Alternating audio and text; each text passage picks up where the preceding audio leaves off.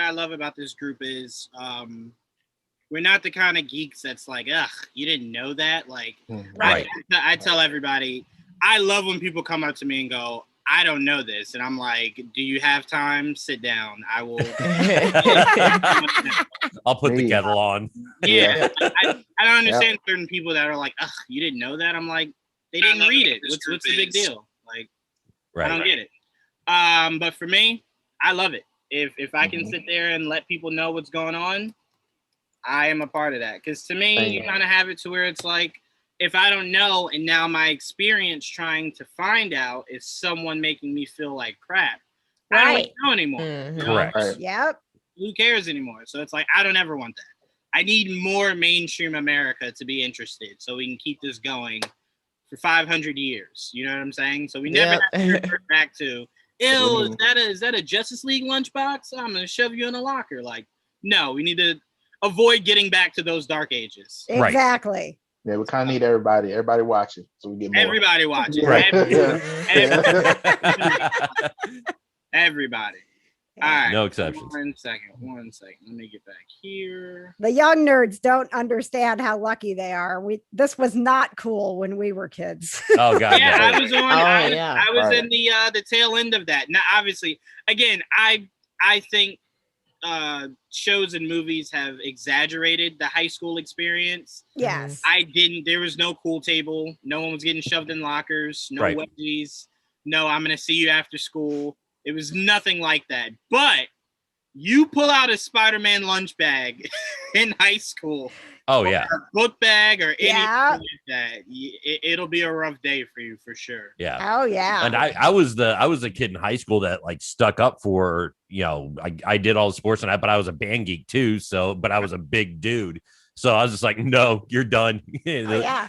I have people that I went to school with that are like, I didn't know you were so into this stuff. And I was like, I was not about to tell you. You would have shoved me in a locker.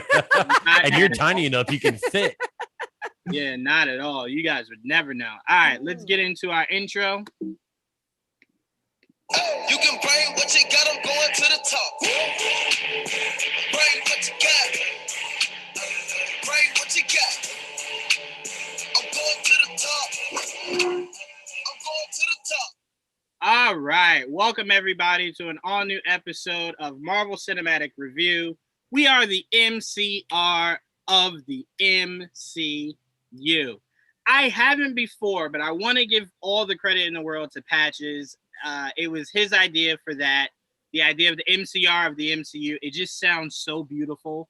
And it was all his brainchild. So I want to give him all the credit in the world. Oh, shucks. Thanks. Brilliant man. And I want to give another shout out to Dakota for putting together our intro to our yes. So cool. That's fantastic. His WandaVision one was amazing. This is just like a whole nother step up. His Loki one is gonna blow people's minds. I can't wait for that. But obviously you guys see some familiar faces, one new one. So we will start with our newcomer, Jamie. Welcome, Jamie. Hi, thanks for having me. Absolutely. This was one of the things to where it was like, I've potted with you before, Jamie. We were talking, we were like, anything you want to jump in on podcast wise, let me know. We landed on this. I was really excited to bring you into this. And then you said the magic words. You said you got some theories. Yeah.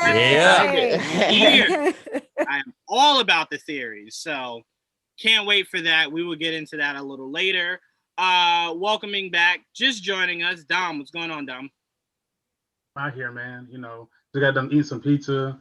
So I'm ready, I'm saying? Fueled up. Hey, I like that. Show off that shirt a little bit, Dom. Oh, yeah. I love it. Where's your merch? Is it on the website? Yes. I'll put it in the link of the in the video. Awesome. In the description of the video. Listener Jim from the Kind of Nerdy Dudes. Last time we recorded, he was rocking the shirt. I'm like, you haven't even bought our merch. Listener Jim, that is, I teared a little bit when he had posted it on Twitter. Like, it's just, it means a lot. It means a lot. So I thank him a lot for that. Yes, Dakota has designed all of our swag. You can find the MC. I know you guys are used to me having the backdrop for Marvel Cinematic Review, but this episode, it calls for something special. And we'll get into that later, but let's finish introducing everybody. From the Kinda Nerdy Network, Kinda Nerdy Girls and Kinda Nerdy Dudes, Patches and KJ, how you guys doing? Hi. Hi, everybody. Great. Good evening to you. That's right. It's been a fun week. It's been the Kinda Nerdy Network has been bouncing around everywhere. So we were always happy to end our week with this evening. This is so much fun. Yep, and we'll have traffic and weather together on the 20th. This is like Saturday for me, since we started this, is a little bittersweet because it's so close to the end of the week and so close to the beginning of the new week. Yeah, it's right. It's like, can't wait to get here, but once you're here, you're just like, oh, Monday is so close. Right. It's just like, it's the worst. And the only individual I will say on this panel that probably knows Power Rangers better than me and the great Saban would be Trayvon. What's going on, Trayvon?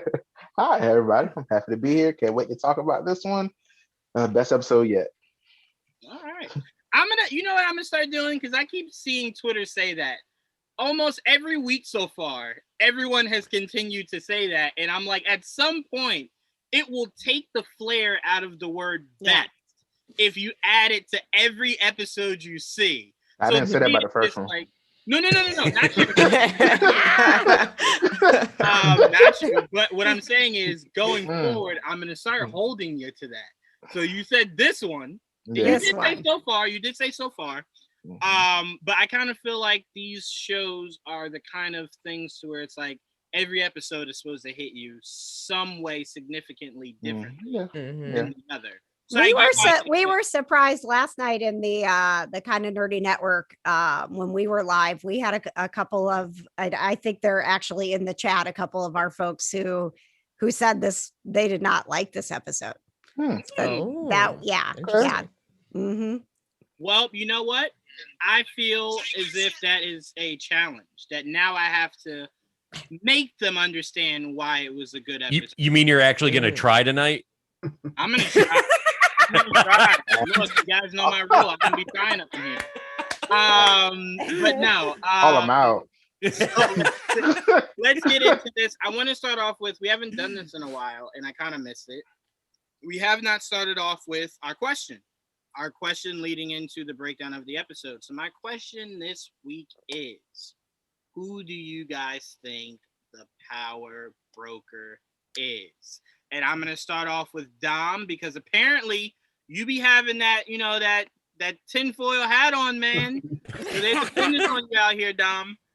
So who do you think the Power Broker is? Oh, that's a good question, because this one's, I try my best not to do what we talked about, is diving too far into these conspiracies with this show, because a lot of it is kind of straightforward in certain aspects, because it seems like this show kind of will name drop instead of like, look over there, but really it's over here. There's not a lot of red herring. So I really don't know. I don't really have an answer right now. I do. Because it almost feels like the Power Broker may be someone who's just like right in front of us the whole time that we don't know. Kind of one of those like what was it, like Fast Five, when the whole time the dude they were looking for was working right beside them the entire time. Yeah. So I don't know. I don't have the exact answer, but it could be someone that we've already seen though. Man, if Dom doesn't know, nobody knows. Yeah, I mean, there's not many people that could look into it any deeper than Dom. So if Dom did his homework and came up empty, ain't nothing down there. We did have a guest from the chat there, Joanne. Rooney Cartoony thinks it's Mephisto. I'll never live that down. Oh, you won't. No. You're gonna get that from now on. Very funny. I like it, but knowing my luck, it will be. In the one place I don't want them, right?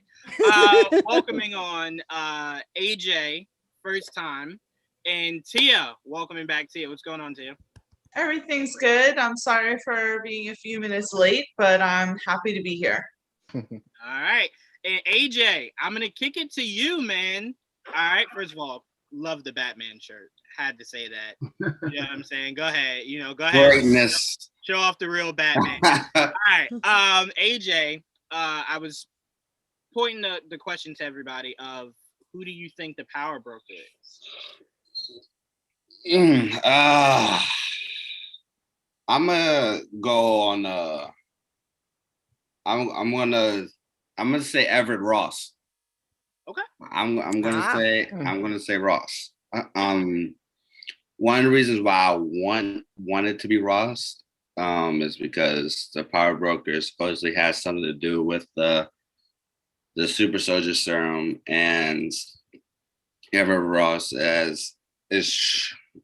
from what I know or from the comics and stuff, from the animated stuff, is that Everett Ross is trying to recreate what the Hulk created. And I think the super soldier serum is deeply rooted, connected to that as well. So for me, I think it makes a little sense, maybe not to you guys, but it makes just a little bit of sense that Everett Ross could be really deeply rooted, connected to Falcon and Winter Soldier by being the power broker, or by just being really, really connected to the power broker. Very fair. Very fair. So, I mean, it is definitely one that makes sense. It's one that I've been seeing everywhere, of everyone immediately jumping on that. And last time we had that, you know how it ended. Last time everyone, oh, I know where they're going with this show. yeah. So anyway, Trayvon, I heard you saying you think you know who it is. You sounded real confident. Like confident. You know how, like, when it comes down to the two briefcases, and that Howie show, Deal or No Deal, when they're like, I'm definitely going with 5, and then they open it and there's like the $1. Yeah. So I mean, we're gonna see, Trayvon. This is your 2 cases. You sounded confident. Who do you think is the power broker? I think it's Sharon. Obviously. Yeah. I think it's pretty agree. clear it's her. I think it's pretty, like, why was she there? I feel like she killed, I forgot what the lady's name was in the room that got Selby? shot. Yeah, I feel Which, like by she the did way, that. Really You So, said, like, I'm sorry, I missed what you had said. Who? Sharon, you said? yeah, I think it's Sharon. Oh, she was a Sure little did. bit of like a badass in this. All of a sudden, she's like turned to this like life of like crime. She's like a low key mob boss and Mhm. everything. I I was think a lot like, of people don't know what the power broker looks like. That's Which, what I by think. the way, just a quick little nugget. The lady who died, that was like the big boss of that club, in the comics is a dude, and the dude is a mutant who can Okay. connect with like computers, can talk with computers in the digital world. Interesting. Obviously they Yeah. changed the character. I do not believe she was a mutant, obviously, as quickly as she got shot. Right. But just a little something to throw out there. So clearly Feige is, looking in his toy chest of mutants that he can play with now, and he's playing around with them a little bit. But so you're saying Sharon Carter? I just feel like, I mean, it's coming from me, from WandaVision, and from this. Like you said, they're pretty straightforward with everything for me. And I'm just like, I'm not gonna go, like, we haven't seen Ross in a while. I'm just like, We haven't seen Sharon in a while either until now. yeah, but this is where she would show up. Like, this makes sense. It just makes sense for her to show up in this. I was okay. We know she's coming. She had to be doing something. I mean, look where she's living. Like, I was like, doing pretty well here. Like, why were you like sneaking around that place? Why were you there? Like, what's going on? Like, and then when she left the crate area or whatever, she was like, it's like they interrupted her plans. Like, they didn't want her there at all. Like, she knew who the doctor, the lab guy or whatever is working with immediately. I was like, she knows too much. And it's very, no, it's her. It's I mean, definitely her. she lived there for a long while. She's been there since Endgame. She's been there since Endgame. Since Civil Yes, War. probably After since Civil War. after Yeah. Civil War, yeah. I do want to say this because I do see a lot of people who are jumping on Sharon but I think a lot of people are I would love it. are unfamiliar with who the power broker is. So I made sure I wrote down everything I know about the power broker, because I think once I do that, I think it'll give people a better idea, and then maybe kind of give a second look at Sharon. Of course, I don't know, so I'm not here to, change anyone's mind on who it is. But the power broker in the comics, excuse me, there are actually two power brokers, and the second power broker is why people think it's a certain someone we've seen before very recently. I'll get to that later because I don't want to step on anyone who might have a thought about it. But anyway, the power broker in the comics was a guy named Curtis Jackson, not 50 Cent, but close. And he was very, very, very much money hungry. So he would take desperate people, get them hooked to this serum. He was a very messed up dude because he would tell you that you would get sick if you didn't constantly take the serum. So it would bring people back to be dependent on the serum, and the serum would either kill you, paralyze you, or make you really, really, really strong. So Like a if it crackhead. worked, Yeah. exactly. Yeah, this is a little bit more functioning. This is like a functioning crackhead. Functioning crackhead. But so what he would do is, if it worked, he would enroll you in the UCWF, which was the Unlimited Class Wrestling Federation. And he would have you work off your debt that you owed to him through wrestling, right? This all sounds insane. I know.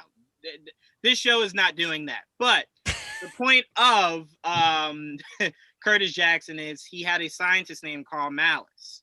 And Carl Malice is who helped develop the serum that he gave.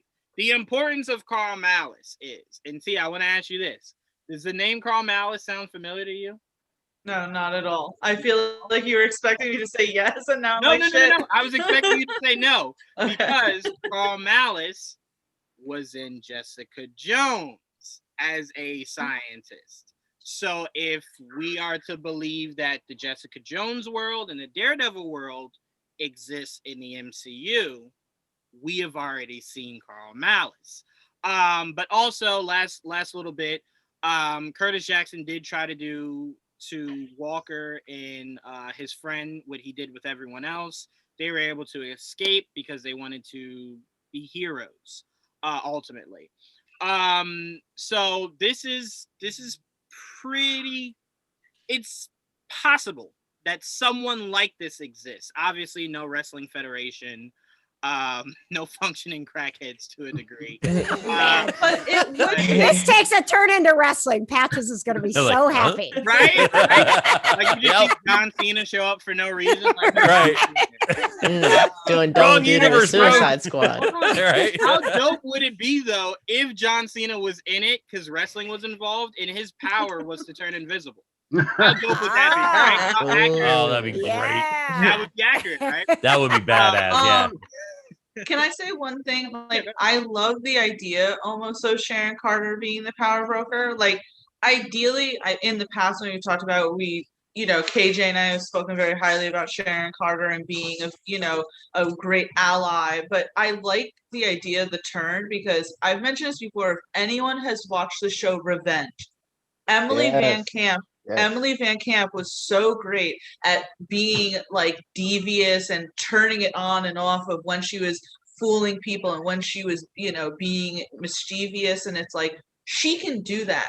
It's like us who have seen Revenge, we know Emily Van Camp's acting, but I feel like people who've only seen her in the MCU are like, oh no, she's just this like even keel character. It's like, no. This actress can act.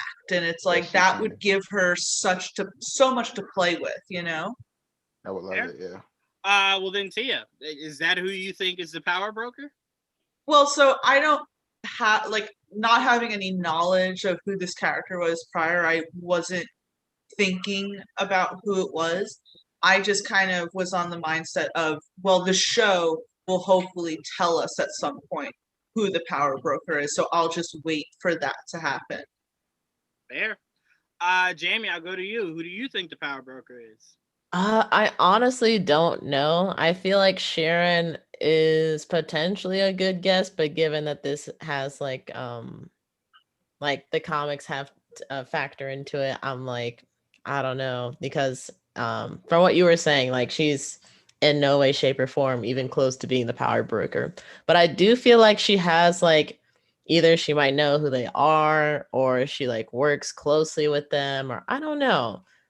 Something else that I saw that I feel like is kind of an interesting idea. I forget the name, but the guy who worked with Red Skull, who's the doctor who ends up, I think he ends up dying, and his mind ends up Zola. becoming like an Dr. AI. Zola. Yeah, Zola. Some people are saying like it could be him because there were like some computers that had Isn't like that what same you kind of wanted, green Joanne? light.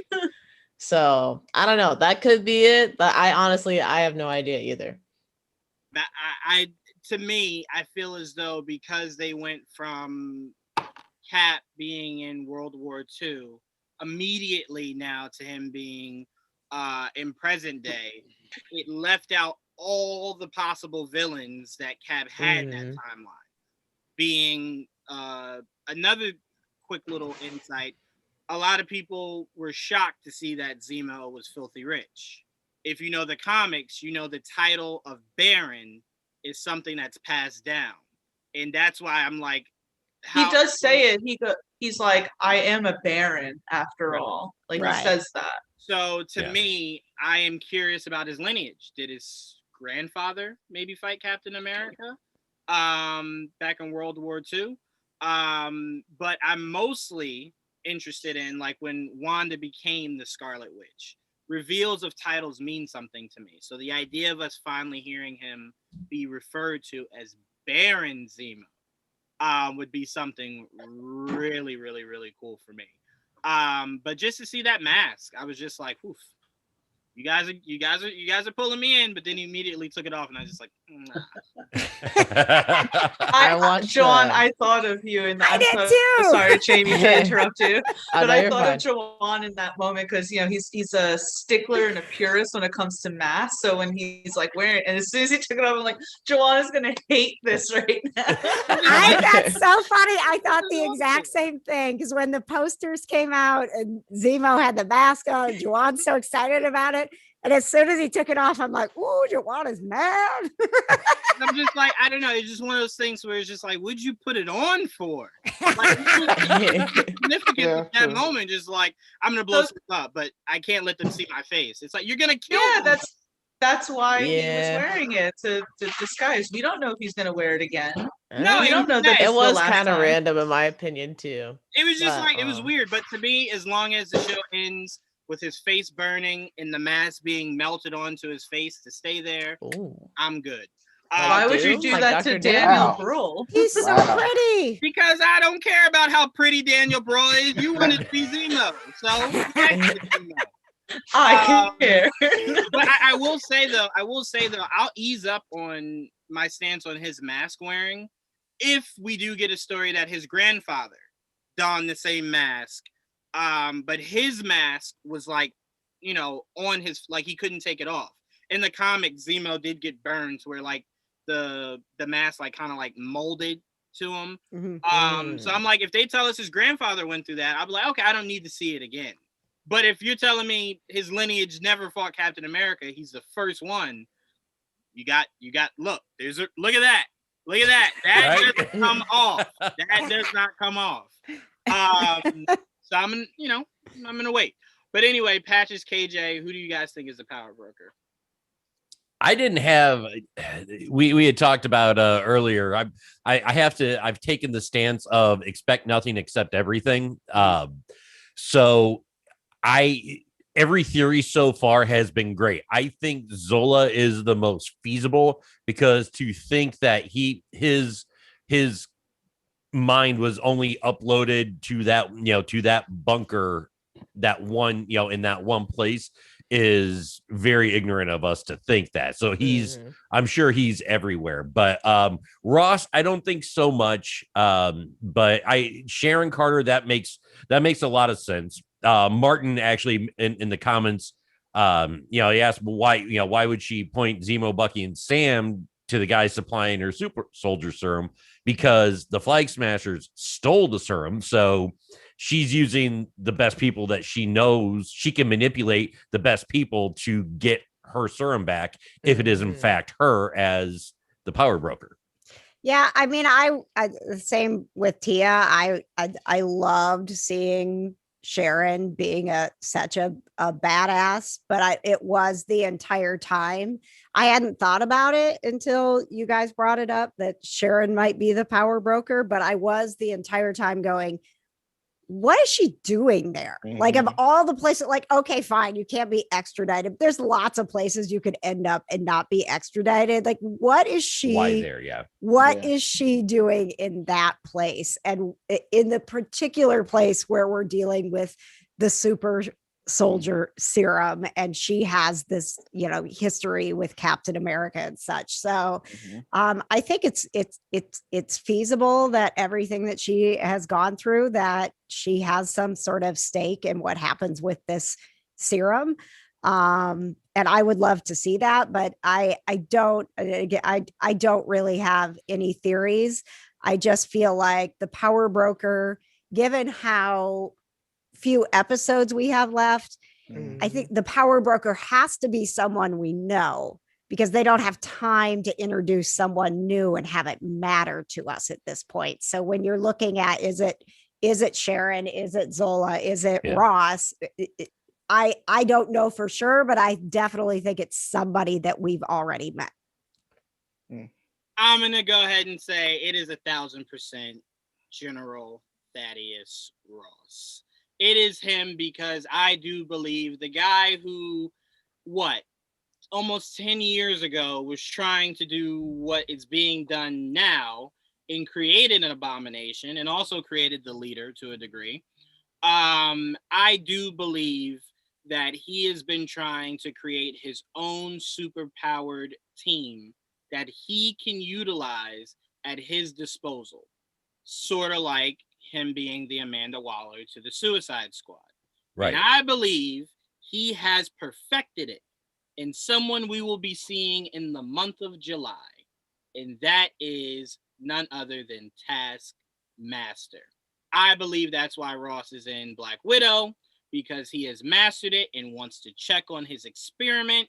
And I do believe, if I had to spitball just really quickly, if I had to create a Thunderbolts team, I would say Ghost from Ant-Man and Wasp. I would say Taskmaster. I'd say Zemo. And my fourth one, if I had to reach, it would probably be... I'm going to leave that one blank, even though I would be interested to see if they could maybe get Carly to be part of the Thunderbolts. Didn't Ghost at the end of I was thinking Yelena. Wait, hold on one second, AJ. Would you say Trayvon? Didn't Ghost become good at the end of Ant-Man and the Wasp? Ghost became whatever kept her alive. So it was very open-ended. Yeah. Yeah, they left that very open-ended. If anything, she's what we call an anti-hero. So where do you think White Vision's going to end up? I am glad you asked that, because if you read the comics, there are two power brokers. One of them is Curtis Jackson. The other one looks suspiciously like an android. No way. It's very possible that White Vision, which we got to come up with a better name. He's just right. I know. You know what I'm saying? Before we get into White Vision versus Black Panther, and it's just like, all right, let's relax. It is very possible that Vision, I'm going to just say Vision, Fake Vision. Soulless Vision. Yes, because he is not bound to anything, because he's not the Vision that we know. He is looking for power. He is looking for purpose. So why not take over an industry that is very much free? He very likely could have killed Curtis Jackson, the original power broker, and took over for him. So it's a possibility. Not one I'm really putting my money on, but it's possible. We don't know where he went. We don't know what he's doing. But then my thing is so if it is Soulless Vision, then what's his motive for wanting to collect the super soldier serum? I think it's possible that because in the comics, Curtis Jackson, when he was running, the guy that took over for him was the idea of this program works, so why not just continue it? It's not like he's invested in it. Like if it goes up in flames, it's more so the idea of it tracking back to him than it is the idea that he maybe necessarily cares about it. So he's maybe trying to stop this before it gets any further. But I think that would be too forced to kind of just go from we just saw him and now this is what he's doing. You would have to explain that a little bit more. So that's why that one's a little bit more far-fetched. I think for the docket, Falcon and the Winter Soldier was supposed to come out before WandaVision 2. So it wouldn't make sense for us to see White Vision quite yet. Right, exactly. The Zola one I love mainly because it's just like I love my Cap villains coming. It's beautiful for me, and it's who I always wanted for this show. But the more I look at it, I mean, the last episode, not this one, the one before, one of the end credit scenes was, I told you guys last week, was a shot of Ross of his name with a quote from him. The quote wasn't really all that relevant, but it was the idea of acknowledging Ross within the show. And we saw the beginning of the episode, there's this program that's supposed to take care of the disappeared. And the Flag Smashers are trying to say that the program's not working. They don't care about us. So that's why they're taking it upon themselves to do it. They care about people that came back, not the people. Right, care about the people that came back. Right, exactly. A couple of questions, Sharon, from the group. One, because you brought up Flag Smashers. Could Sharon be part of the Flag Smashers? No. You don't think so? I don't. Mainly because it's just it'd just be weird. I mean, again, how you explain it makes everything work, but it would kind of just be really weird. Like, why? You know? And then also, how did everyone get pardoned, Bucky included, except for Sharon? Well, because they all fought Thanos. That's one of the loopholes. Because I know a lot of people said right after they defeated Thanos, there was like a little bit of time, like right after the funeral. Ross was at the funeral. So it's very possible dang. Cap said, look, he just saved the world. Relax, relax. So Cap couldn't be like, who am I missing? Right. Mentioned Bucky. Oh, what about the love like, of who my am I life's missing? niece? Oh, hey, Sharon, how you doing? Who am I missing? Are we shocked? There was no funeral for Natasha. It was just like Tony. True, I thought about that. Like, doing our dang. girls dirty here. They did. They And did Sharon us wasn't wrong. there, right? If you think about it, there was no vision for There was no funeral for Vision. Poor Wanda. There was no funeral for Natasha. So it was. They forget. They really do forget. So I don't find it hard to believe that Steve was just like, "What can I do to hurry up to go spend my life with Peggy?" And it was just the funny thing about all that is that almost every single Avenger worked for the government, and they're very big on like burials for their fallen soldiers and whatnot, and then you just leave some out to dry, like. Well, But they especially did talk Natasha. about that. They I talked will say about that within Falcon and Winter Soldier. Remember where it was Isaiah. They talked about Isaiah of how he was the one that helped them out with beating Bucky, and then they instantly put him in jail because You could go toe to toe with the Winter Soldier. Yeah. Right. I mean, Yeah. I'll even say what makes Cap not, if he's the one who got the pardons, what makes it even weirder is if he spent his entire life with Peggy, at some point he saw Sharon. Like, did you picture him at the dinner table and she's like, why are you staring at me? He's just like, there's something I feel like I'm forgetting when it comes to you. I don't know what it is though. And then like he comes back and then like he's like this old man and he's just like, I forgot.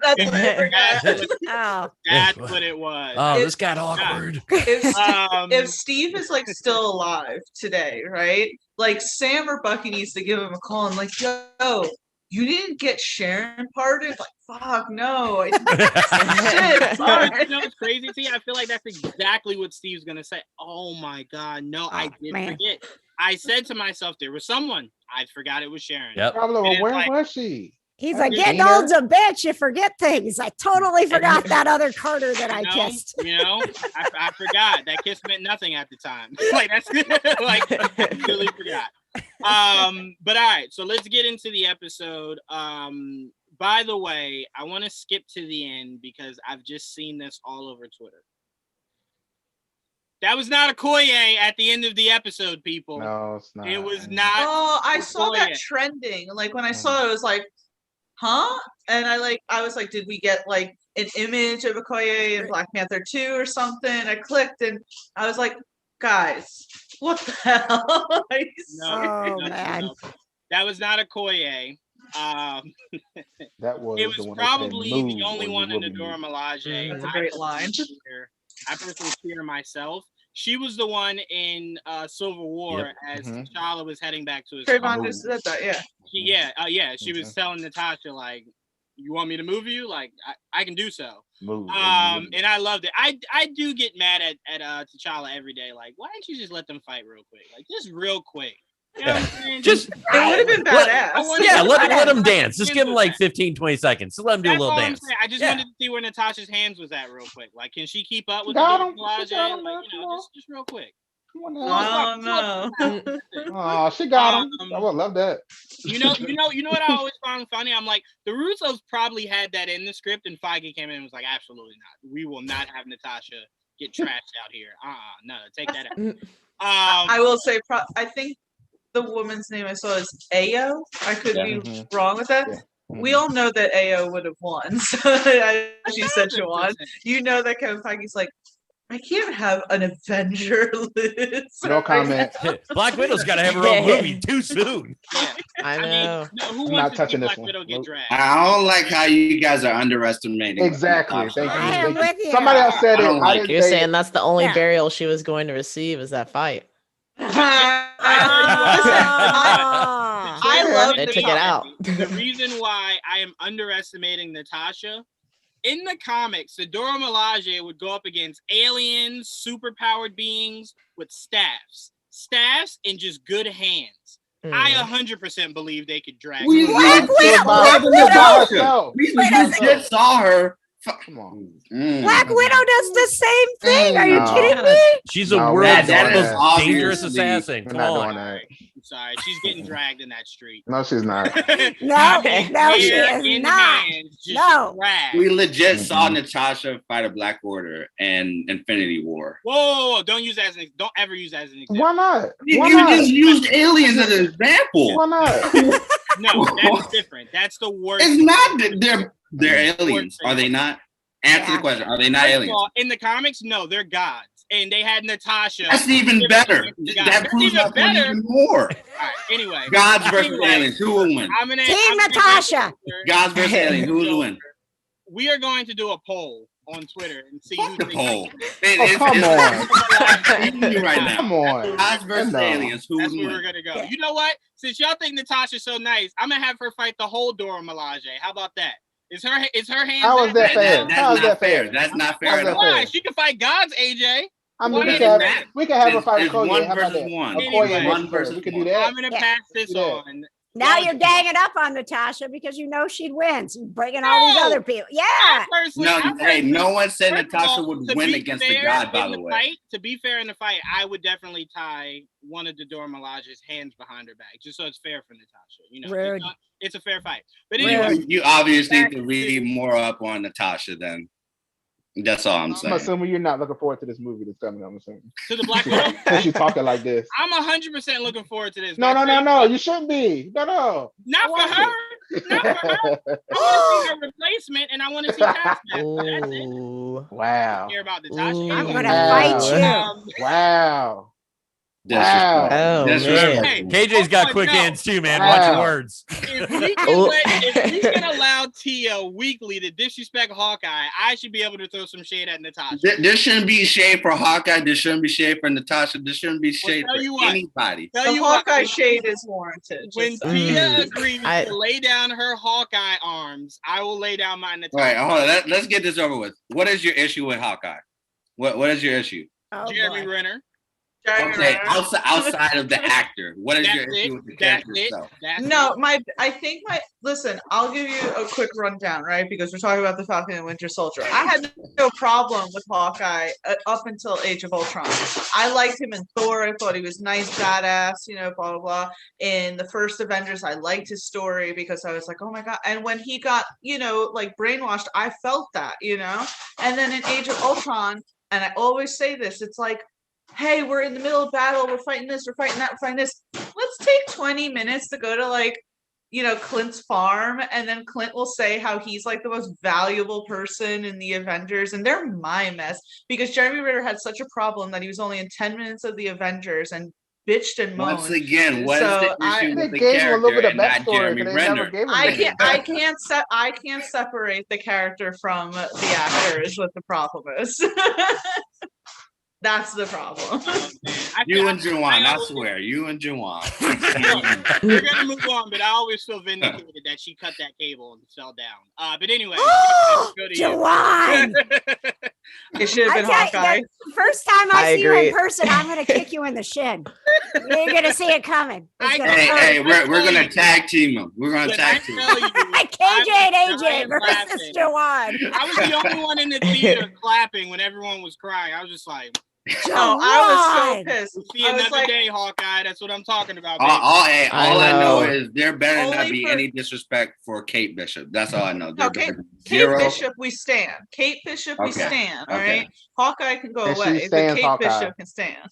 You know it's bad. I was sitting in the theater thinking about this. I'm like, dang, Hawkeye's got a family, but it's okay. Natasha can take care of them because that's just the bad bitch that she is. Yes. Still, Hawkeye, please. Yes. I have nothing against Hawkeye, but Hawkeye versus Natasha, give me Natasha. Yes. Jamie, exactly.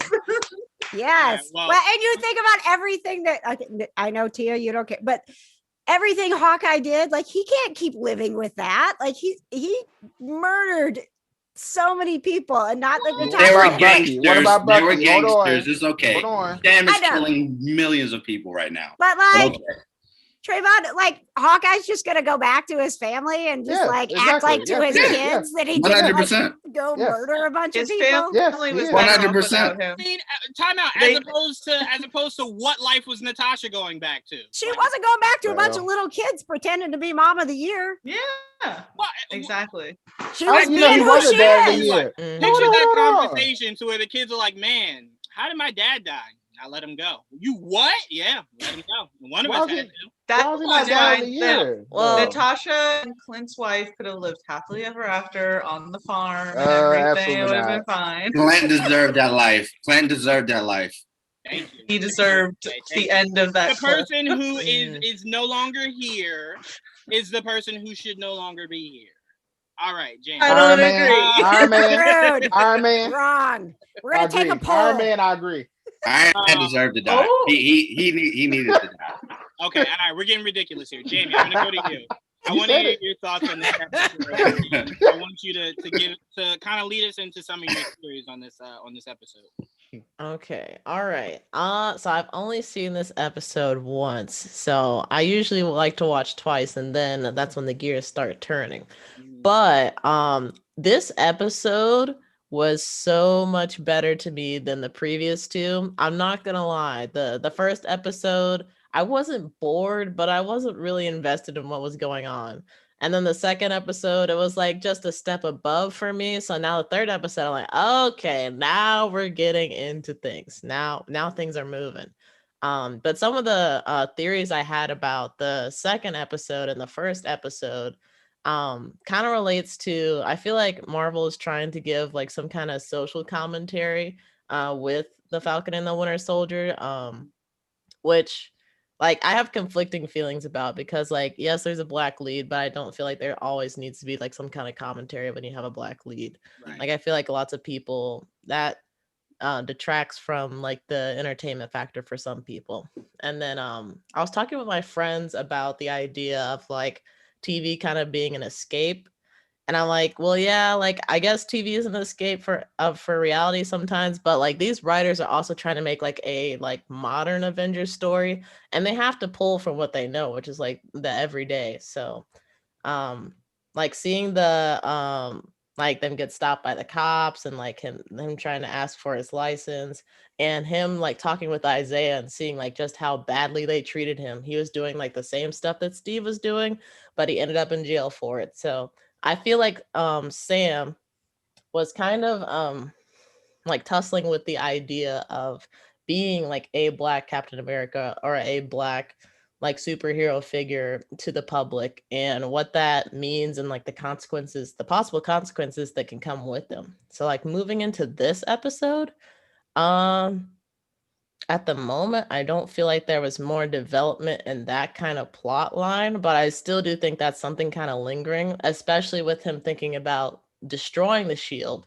Because I think he wants to destroy the shield so that the symbol can't be misused for anything, like with what John Walker is doing. But it also could be just because it's not always been a sign of like I guess like freedom and like all that's supposed to be like good with America too. So but yeah, I really enjoyed this episode versus like the previous two, and I am looking forward to it getting even better. The shield is like the American flag in a sense, where the overall thing about the American flag is about freedom and stuff like that. But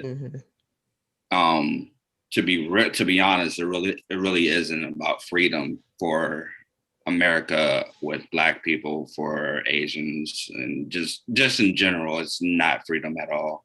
Yeah, and that's probably one of the things that Cap didn't understand. Oh, I wouldn't say he didn't really understand, but Cap was what going. No. Go ahead, finish. Yeah. The thing with that is that Cap was trying to have that feeling of freedom for everyone, but overall it wasn't that type of symbol for like African Americans, Hispanics, stuff and I like feel that. like the shield, like he was more that kind of symbol than the shield was. So yeah, exactly. But that's why, to me, if you want to do a social cue on the show, what should have happened is there should have been a scene between Sam and the guy that had thanked him for putting the shield in the Smithsonian, where he ultimately, you know, in so many words, let him know he didn't think he was worthy to be Captain America. So where we kind of read between the lines of, we see why you don't want him specifically to be Captain America. That would have hit harder than cops randomly pulling up, just like, whoa, yeah. what are you doing here? And That's why I thought the show was gonna start with. I thought it was gonna start with them taking it from him. That's what I thought. It would be more of a that would really show us like, oh, they just don't want to black. Yeah, no, they'd be straight up. They like, didn't go that way. It's like they're stepping around it. Right. To be fair, there's 3 more episodes that it might come out that maybe that's why they decided to go with Walker. But to me, the cop thing didn't hit me. Kind of felt like I don't know if any of you watch any cop shows, but I'm a huge Chicago PD fan.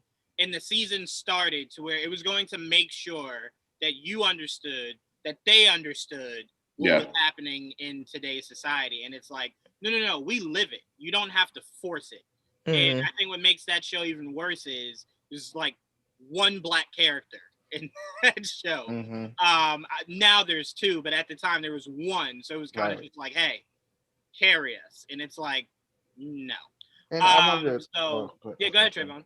I was gonna say about people wanting shows to be an escape. And I do see that, and I see a lot of people complaining about that, especially with this show. They're like, why you have to put politics in it? I was like, it's kind of real life. Like, you know, like they're drawn from something. They can't they can't make up everything. I've seen that before, where it's like, why does it have to get political? And I'm like, how could it not? You know, I was like, how do you have a show like this and not step into it? I think it would be a good avenue to do it. So I don't understand people. The comic books were made politically. We all know, you know, who Professor X and, you know, Magneto are supposed to represent. So it's like those who sit there and go, why are comics getting so political, clearly don't know the origin of the comics. They don't like being told about themselves, what it is. Right. Well, to me, it's one of those things. I feel like everyone who says, why do you have to make it political? I feel like they're the same people who will tell you Superman can't be any other race besides white. And if you feel that, even though he's an alien, right? If you feel that's why shows and movies have to adapt it, is because you don't get it. You don't get the idea of there could be a change and it not matter. Yeah. Well, exactly. And I think there's an underlying issue of people saying why did it have to get political, or make it a racial topic or anything else, is because it's making them uncomfortable. Yeah. I mean, like that is the biggest thing, that's the biggest underlying issue, in my opinion. It's like, yeah, that makes you uncomfortable, but that doesn't mean it shouldn't be said. If it's Well, making I you heard this uncomfortable, once- you should think about why. Exactly. Yeah. Well, I heard this one thing where people were saying, that they were offended because of how maybe they were being portrayed as maybe like a white person or something. It's like, well, are you that type of person in real life? Right. If you're not, then why, Yeah. If are you so offended? if you're nervous and have a conscience about it, why are you, why are you kind of tripping out on it a little You know bit? what I'm saying? Yeah. Mm. I'm just saying.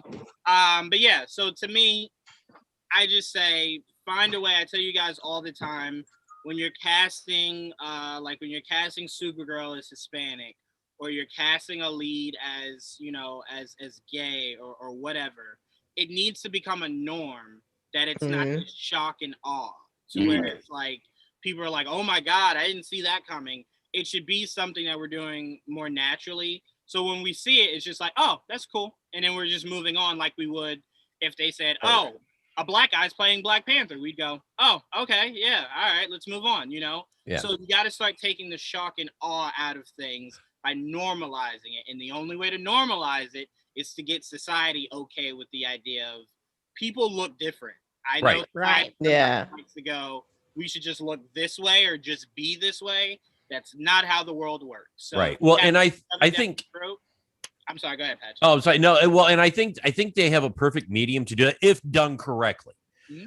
If they do it the right way, but they have a perfect medium with the MCU and just the whole geek culture now is so, it's so mainstream now. It's so open and everybody watches it. It's there. It's so prevalent. So if done right, this is the best place to do that and to change, change that, well, why does it have to be? Well, because it is, and everybody's watching it. You're the one that's saying, I'm uncomfortable. No one else is saying I'm uncomfortable. They're not, you need to start thinking about that. And this is the perfect medium to start making, open, showing that change and making that dialogue to the masses. Yeah, me and Jawan actually talked about this a little bit yesterday. Everybody's preaching about being comic book accurate, but there's different interpretations of each character in the comic books as well. So you can do the same thing with movies. Like there's an Asian Superman, there's a Black Superman, there's multiple types of Superman, there's multiple types of Batman, and just in general, there's multiple types of each character. You can just do the same thing with movies, books, novels, whatever, because there can always be different interpretations of that character. Yeah, to me, the moral of the story is everyone who wants their favorite characters to stop changing race or, sexual preferences or whatever, the best way you guys can get comic book writers to stop doing that, support other characters that aren't Superman, Batman, Wonder Woman. Right. Because there are Hispanic characters like Jaime that no one ever talks about. There are other characters of other races like Static Shock that people don't talk about. If you start talking about them more, there's not a need to change characters that are prevalent because they'll just use the characters that they already have. Yeah. Do we think that it's like not to, we're not going to solve world problems here on, we might on this show, who knows? Hey, we're having more we're all very dialogue than smart. Yeah. some of the people that need to be talking about it. So Sure. So, is social media like the cause, or not the cause, but more of a platform for people to be more outraged? Because as far as I know, and I could be very ignorant on this, did anyone make a big stink at the fact of who was cast to play Wilson Fisk in the Daredevil movie? Back then, did anyone make a stink about the fact that it was, Michael C. No, 'cause Duncan. no one really cared about Wilson Fisk the same way no one complained when Nick Fury got turned black. That's because no one knew the character. Right. That's That's my point. That's my point. Well, the most So- recent one I remember was Fantastic Four when Trent Mm-hmm. was doing his, and when Black Human Torch. The most recent one Oh, right yeah. now is Supergirl being Hispanic. That's the Which most I recent don't one. get that outrage at all, because to me it's like, are people mad that she may not have blonde hair? Or are they really mad that she's Hispanic? It's like, She's because Hispanic, you could, not really much about the blonde hair. Oh, Little Mermaid. because I'm just saying, like, you can Yeah, you can Little like dye Mermaid, this hair. one too. Just Right. about that. Yep. Yeah. Well, the biggest thing here, and we can loop this back around. The biggest thing here is, look, support other races that are characters within the comic book world, and I promise you, we won't have to make Batman black. So They're coming out with Hey, I can Blue get a Beetle. Duke. I can get a Duke. All right, hey, I'm just saying when you look at it, like, mainstream never really cared about Miles Morales till now, right? Yeah. Yeah. Miles Right. Morales was only created because they weren't willing to make Spider-Man black. Yes, I was gonna bring that that's up why- too. Right. That's why Miles Morales was created. And it wasn't until now that people actually started giving some appreciation to Miles Morales. So it's like, hey, all you guys getting upset, Superman's next. Never know who's coming after. Just start supporting. Just find, if you have to, randomly find other races of characters and just start loving them all Just over. Get 'em watch trending. Shang-Chi. Watch both. Just Something- let it trend all over the world. You know? Yep. And Something Static else that I Shock. talked I mean, about. Go ahead, Jamie. Something else that I talked about in my own video. I was like, in the second episode, when in the scene where Falcon is walking past this kid, and the kid's like, "Oh, like you're Black Falcon." And he's like, "Oh, I'm Black Falcon because I'm black." And like I feel like they do that with like a lot of different characters. And I was trying to think about like why that bugs me so much. I'm like, do we really need to put like black in front of like somebody's name just so that way you know, like, oh, okay, they're black, they're supposed to be black, blah blah. Like I feel like a lot of superheroes should just be like Spider-Man. Like the character could be anybody. It doesn't matter who's under the mask. It's just like the actions that they're taking. And it sucks that like more people don't have that kind of approach to superheroes and get super like angry when freaking, like we were saying, like Ariel is black for some reason. An imaginary character from an imaginary world Right. turns black. Right. All of a sudden, oh, this isn't accurate to the area that they're Yeah. supposed to be in. Says blah, blah, who? blah. Like, Suddenly people try and get like really fake scientific, well, because they're in the ocean and everything. Yeah. And it's like, shut up, you don't know anything about oceanography. Like, why are you talking? No. It honestly comes down to, like, to me, I don't think you can say I'm not racist and then in the next vein go, but I don't Mhm. think it's fair that Supergirl is Hispanic. It's like, well, those two things kind of sound pretty similar because your reasoning for her not being Hispanic has nothing, like the character doesn't change. Like I tell people this all the time. If I made If people- anything, it makes sense for her to be Nothing Hispanic more so than white. Well, to me, the idea of an alien coming from somewhere not in the planet Earth and us ostracizing them because they're not from the planet Earth sounds very familiar to building a wall to keep people out who aren't Mhm. from America. So to me, and I'm not saying that's what they're going with, but to me, it's just like, duh, yeah, it makes sense. So to me, I just say this to people: Falcon becoming Captain America does not change anything about Captain America. And to me, that's all that matters. Like I saw people saying, well, if you make Spider-Man black, why can't we make Black Panther white? Well, his name is Black Panther. He lives in Africa. His name is T'Challa. You get how you'd have to change everything to make him white? I Yeah. can have a black dude named Peter Parker. Like, why is that Right. so hard? Right. And here's the Mhm. thing.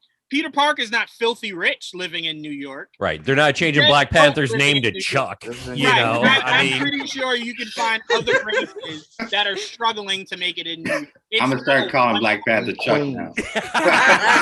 Come on, man. Like, It's come called on, Chuck White Panther. Panther. Like, Right. yeah, we have this white guy who's the leader of all of Africa, and it's like, yeah, that's believable. yeah.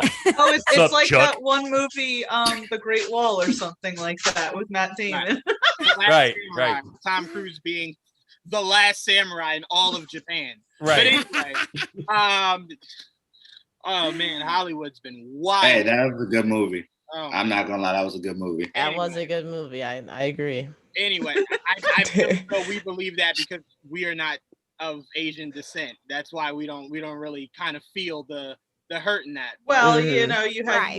Yul Brenner playing a what was it? Either a Chinese or Japanese guy in The King Eye. Quite famously for it, won awards, was on Broadway and everything. I mean, You had don't have to go any further than Gods of Egypt. Oh. Anyway, Patches and KJ, I'm going to Yes. pass it to you. Your thoughts on this week's episode of Falcon and the Winter Soldier? Well, I just my thought goes back to our discussion last week and the week before, really, with these other 2 episodes, and that there were a lot of people that were having issue, like it felt forced. That their dialogue didn't feel natural, and we had this discussion about maybe when Sharon comes in and you've got this person in between them to bounce things off, it will feel a little like it'll make a little more sense that there's another person in the mix that is kind of watching this and almost refereeing it. And so I was pleasantly surprised that person was Zemo. I was cracking up, and I just really enjoyed his character. And I was hoping, because I had even thought, well, we don't know how much Sharon's going to be in it, how much Zemo's going to be in it. We just know that they are. And is he just going to be the scene in the prison that they get some information and then he's gone? So him really coming in and being such a big part of this episode made me really happy, because I wanted to see more of him. But then the chemistry, I thought it really was so much better having Zemo there to kind of like be like, you guys know how ridiculous you are, right? And you've got this villain who's like watching them be like, what the hell is wrong with this? Yeah, even Zemo's looking at him. Yeah, Zemo's looking at him going, you two are fucked You up. got real man. I thought I broke up the Avengers and really broke them. You guys are a different level of broken relationship here. Like, this is a mess. You guys did a good job. You guys are still arguing. right.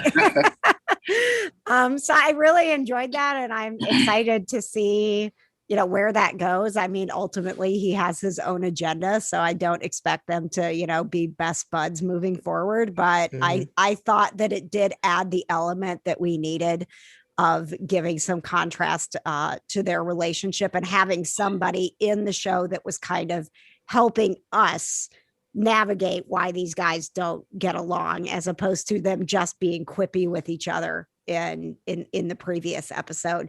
So I thought that was great. Again, I can't say enough about how wonderful it was to see Sharon Carter in this, like, I was done dirty and screw you guys, and I'm going to go kick ass, and I'm going to use you guys for what I need to get done.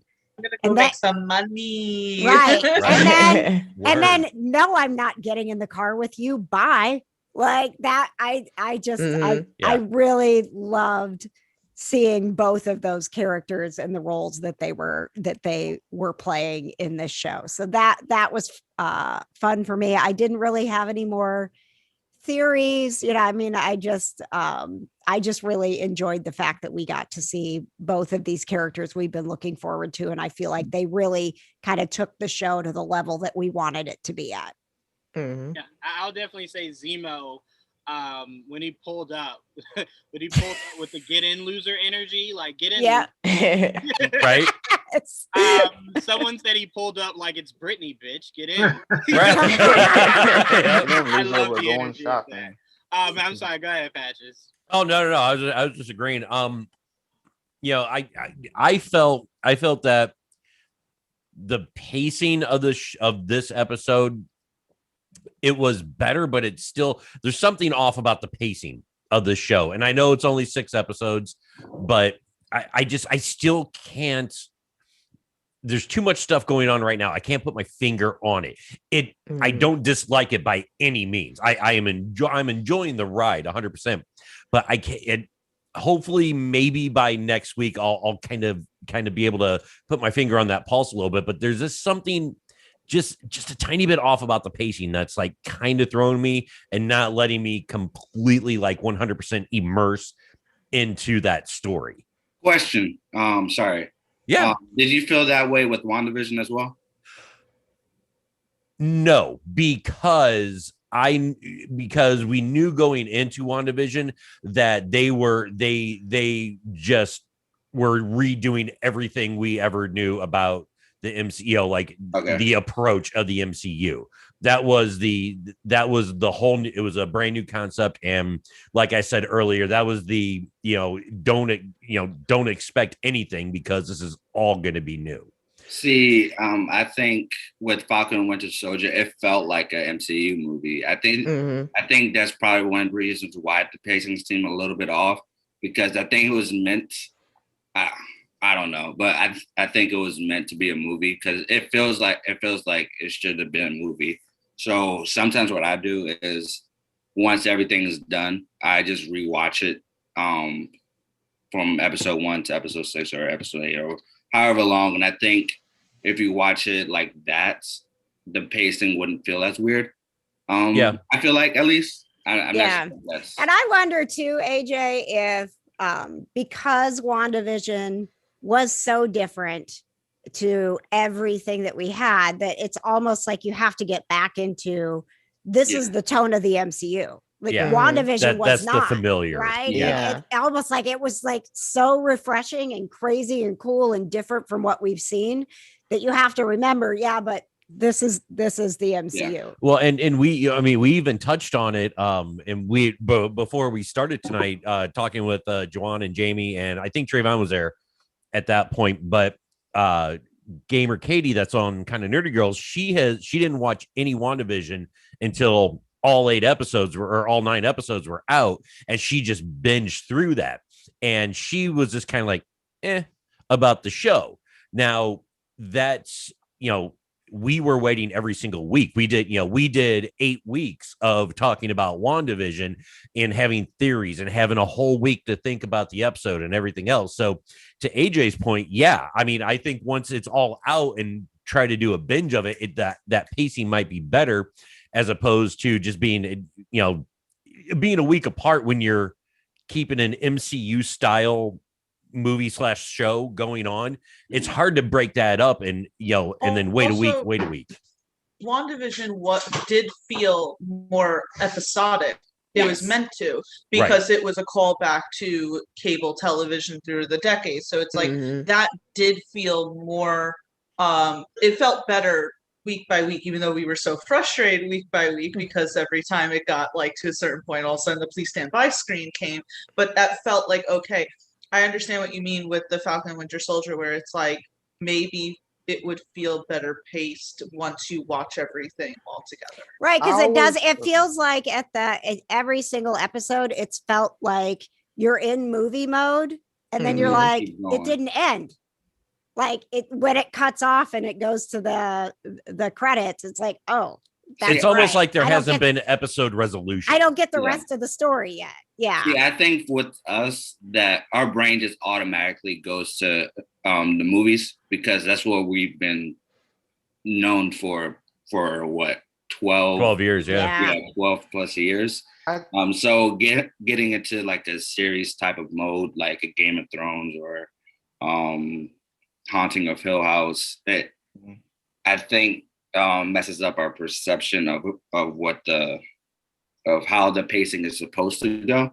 So what I'm trying to say is that Kevin Feige and the writers, I think they're still having a little bit of issues of how to like break it apart into episodic stuff, except for WandaVision. I actually think they did a good job with WandaVision, but with, I think, Falcon Winter Soldier or even Hawkeye that's coming out soon, I think that's still going to be a little bit of an issue. I think. Go ahead, Trayvon. I was thinking maybe it's just because technically how it was supposed to go was we were going to get the Black Widow movie, then Falcon and Winter Soldier, then WandaVision. So maybe they just didn't get their footing yet, and maybe they thought since we were coming off, I really do think that's why Falcon and Winter Soldier took longer anyway, because I feel like they changed some things around because it was supposed to come right behind Black Widow. I feel like there was something tying them together. I feel like they had to take some stuff out. That would make sense. Or Oh, it all comes back to That's what I Mr. think. Ross. Oh, I thought we were talking about the other guy. Mephisto. You said it. anyway, I don't think it was more of Ah. Taskmaster. He's still out there. I do think some of the pacing issues do have to do with the fact that this show does seem as though it's racing to the finish line. Every episode kind of seems like it's rushing to get to the end of the episode. Yeah. This episode very much felt like they were like, it felt like they were on a run and we were running with them. So Right. where it's like you got to catch your breath once they got to the town that they were in at the end of the episode. Yeah. And you were kind of just like, whew, okay, where else are we going? And then it was just like, nope, end of the episode. And you're like, This felt more like Okay, Winter that- Soldier to me than anything. all right.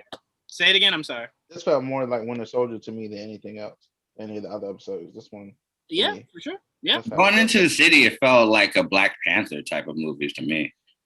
Oh, I can't. I say just that. saw something. Okay. So one of the I think it's the writer who created John Wick. I think he wrote on this episode. He So that did. kind of, I don't know if that really affects the aesthetic of the It city, but it definitely has definitely those It vibes. will. Yeah, It yeah, does. it definitely does. Well, that now speaks to the waste of Madripoor. I didn't get none of my mentions up in Madripoor, man. I was waiting to hear. What, there were no Easter eggs. There No were nothing. there were very little, if any, and it was just like, why'd y'all have to go to Madripoor? Like, But I do agree with what AJ said, where it felt like the scene in Black Panther where they're going to, what is it, South Korea? Mhm. And it's very colorful. It's at nighttime and everything. Mhm. It felt very much like that. And to answer your question, huge shouts out to Martin. Hope you're doing well, Martin. Oh, Marty. Yeah, Martin. Huge shout out to Martin. He asked, would Steve have reacted the same way if he had been spat on? The first thing Walker did was ask the man if he knew who he was. Mm, He wouldn't have gotten No. spat on. He wouldn't have gotten No. spat on. Oh yeah. Yeah, Well, that's no, true, that's no. true. Steve got spat on before, but it's just No, the no, but he idea of- wouldn't have been able to like finish. He would have been doing the motion and Steve just been like, Yes. Well, no. I mean, I John think Walker's a Martin, peach. I think to Martin's question, I think Steve would have handled it slightly Wouldn't similar. have said it like that. Like Walker didn't immediately react to like put the guy's head through a wall. So Mhm. Steve would have done the same thing. But the only mistake Walker made was using the title of Captain Mhm. America as a weapon. You Yeah. don't ever say, "Do you know who I am?" Like, Oh, Oh that my was God.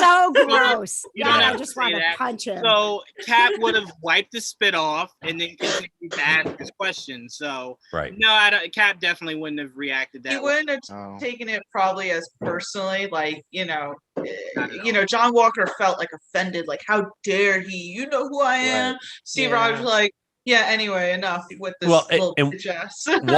Walker clearly has an agenda. Steve Rogers never had an agenda.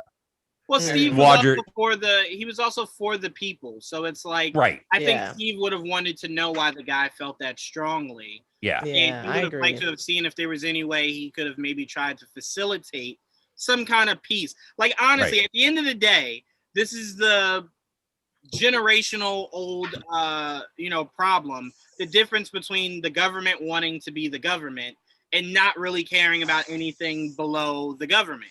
So it's the idea of the little guys trying to get crumbs and the government just going, nah, I vacuumed the floor before you came in. Like there's no crumbs. Right.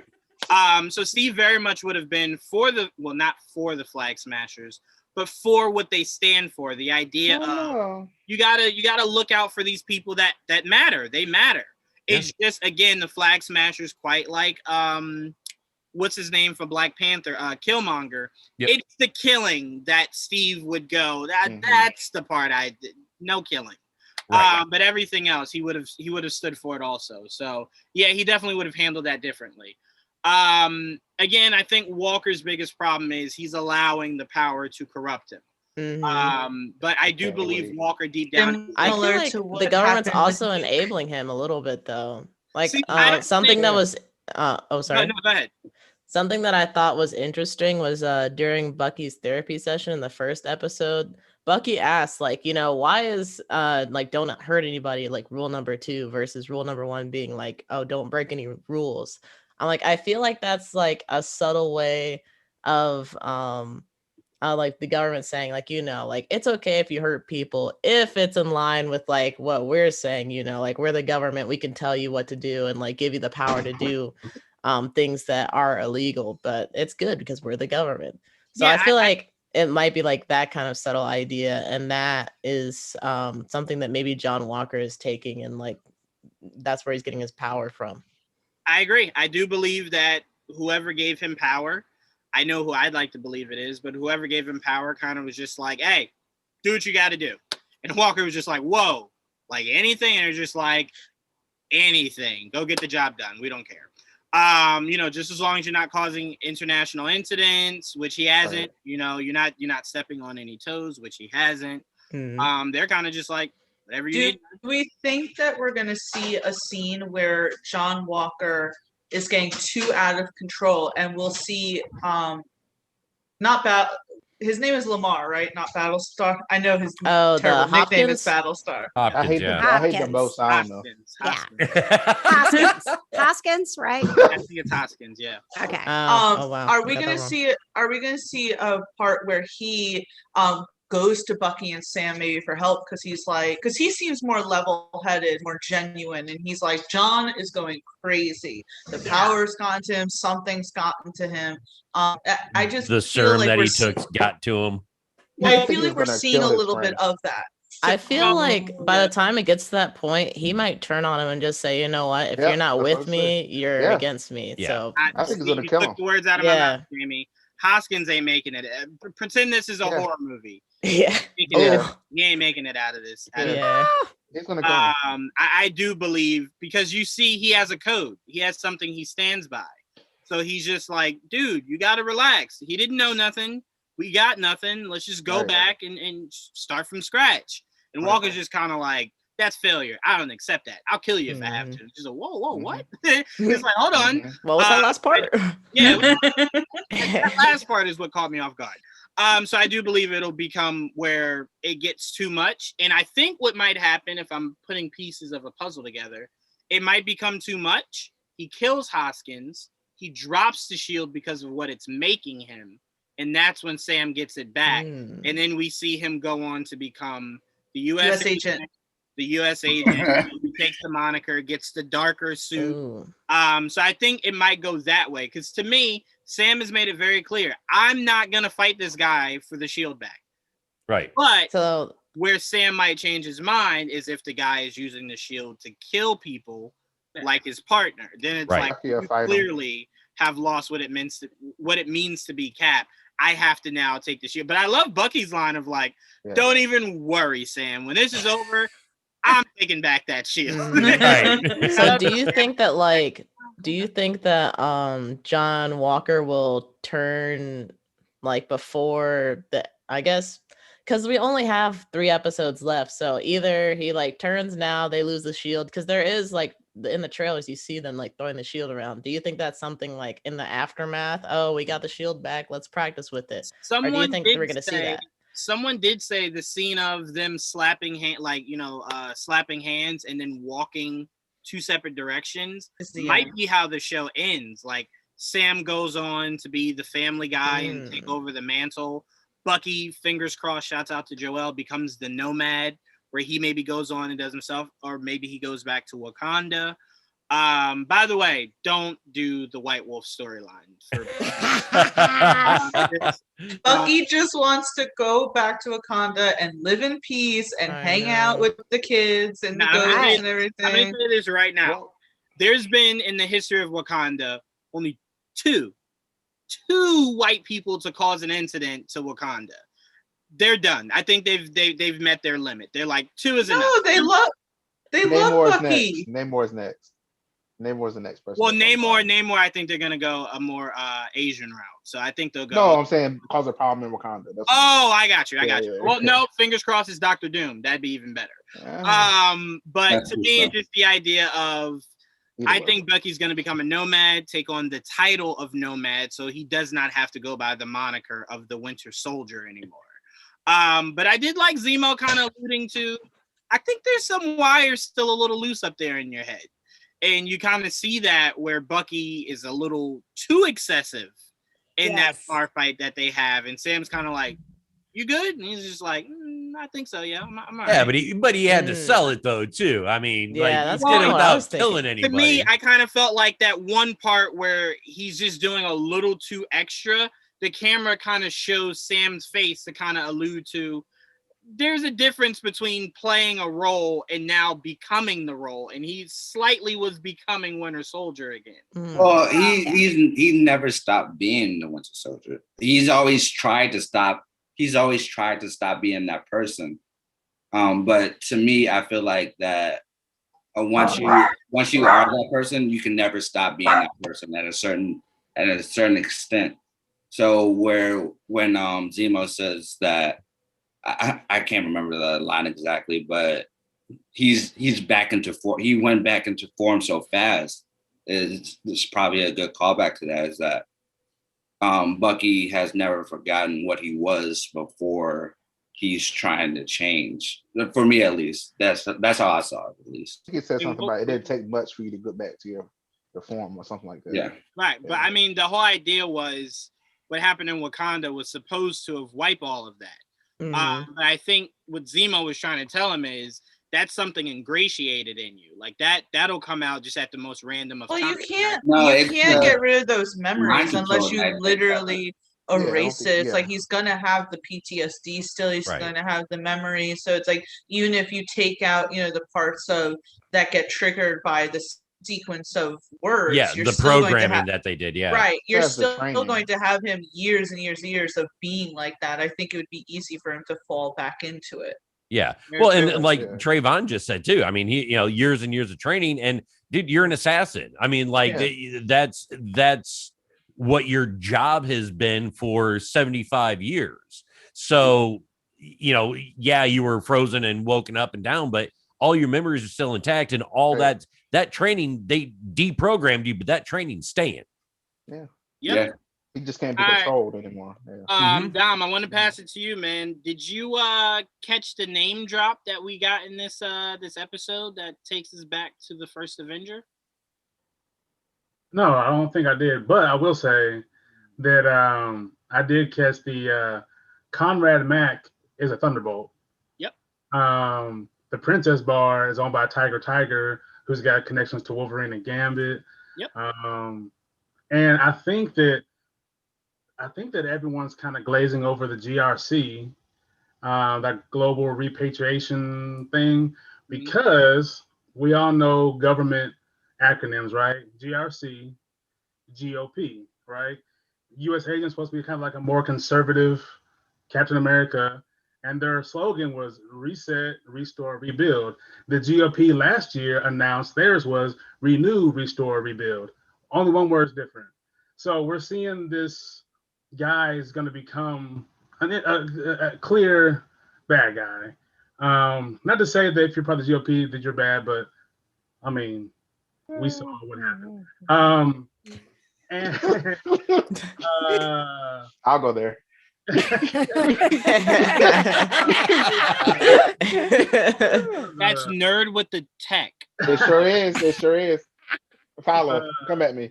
My favorite part of the episode was when they're going into Madripoor and he's like, I look like a pimp. He goes, no, only Americans would think that a fashion for a black man look like a pimp. And I was like, I always love the bad guys in these shows, and I don't know like why they're written so much better. I don't know if it's because like when you're given this mission, like, hey, be good and don't do anything, then they have this like black and white view of everything, and the bad guys live in the gray. So they're like, I'm trying to do some good. I'm doing messed up stuff to get there, but like my ends justifies my means, hopefully, because just like Zemo doesn't want this another Red Skull, essentially. He doesn't want this big person, this big figure to be able to rule everything. It makes sense. You're like, I understand exactly what he's trying to do.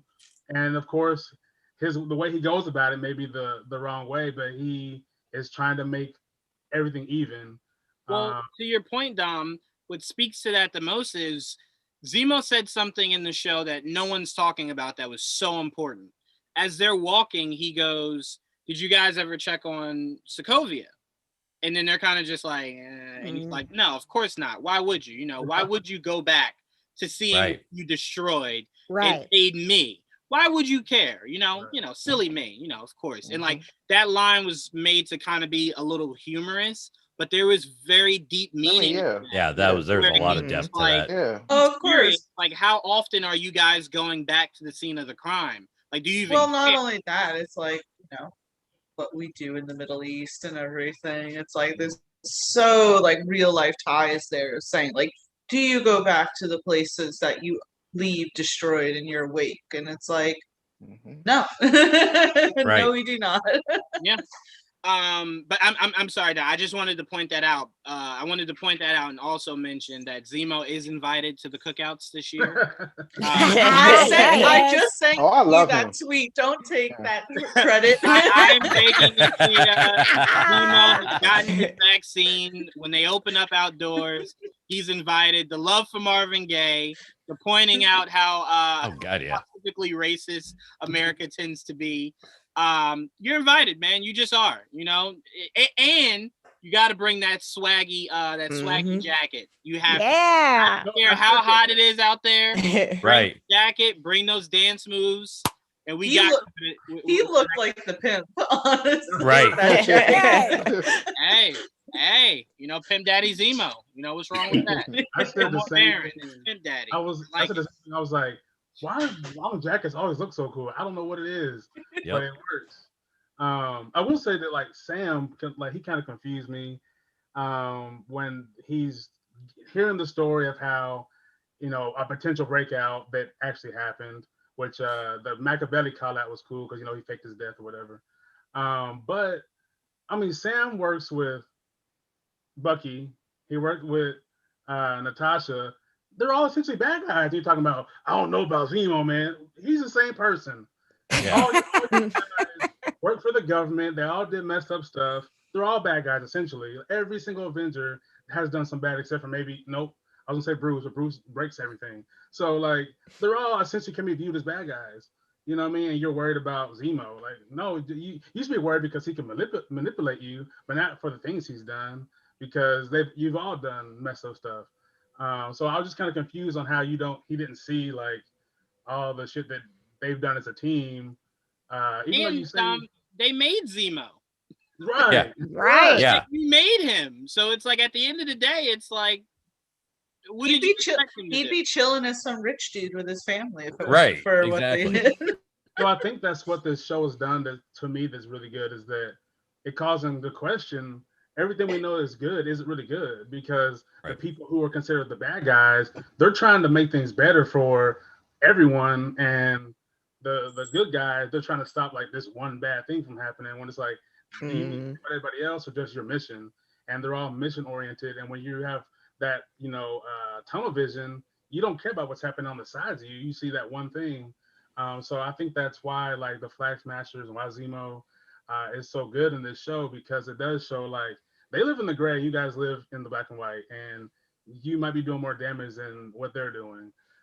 Because like they said, like with Hoskins said, like, I can see why people like the Flag Smashers. They're getting medicine and food. And people, like, Yeah. Yep. He could tell them when he said it, he was like, I kind of don't want to stop them. Like, I see that they're doing good, so hopefully we don't find them.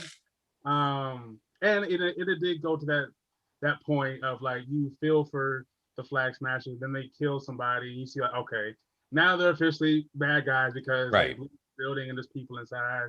So you had to make them, more evil than. But to your point, the guy that was with Carly, I don't think they kill often, because this guy was he was shocked by how he was just like, there were people there, right? Like, did you forget? And she's like, no, I knew. And he was just like, okay. All right. I'm gonna leave it there.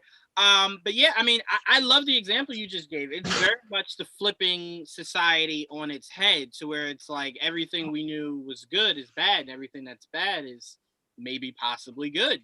Sure, it's like learning caveats. It's just like learning U.S. history when you realize everybody from the past was racist. Everybody was racist. We're taught all this stuff in school, and once you get out of school and you start doing your own research, you're like, oh, Charles Darwin, that was all racist. Oh, damn, I didn't. Oh, Lincoln didn't really want none of that. slaves.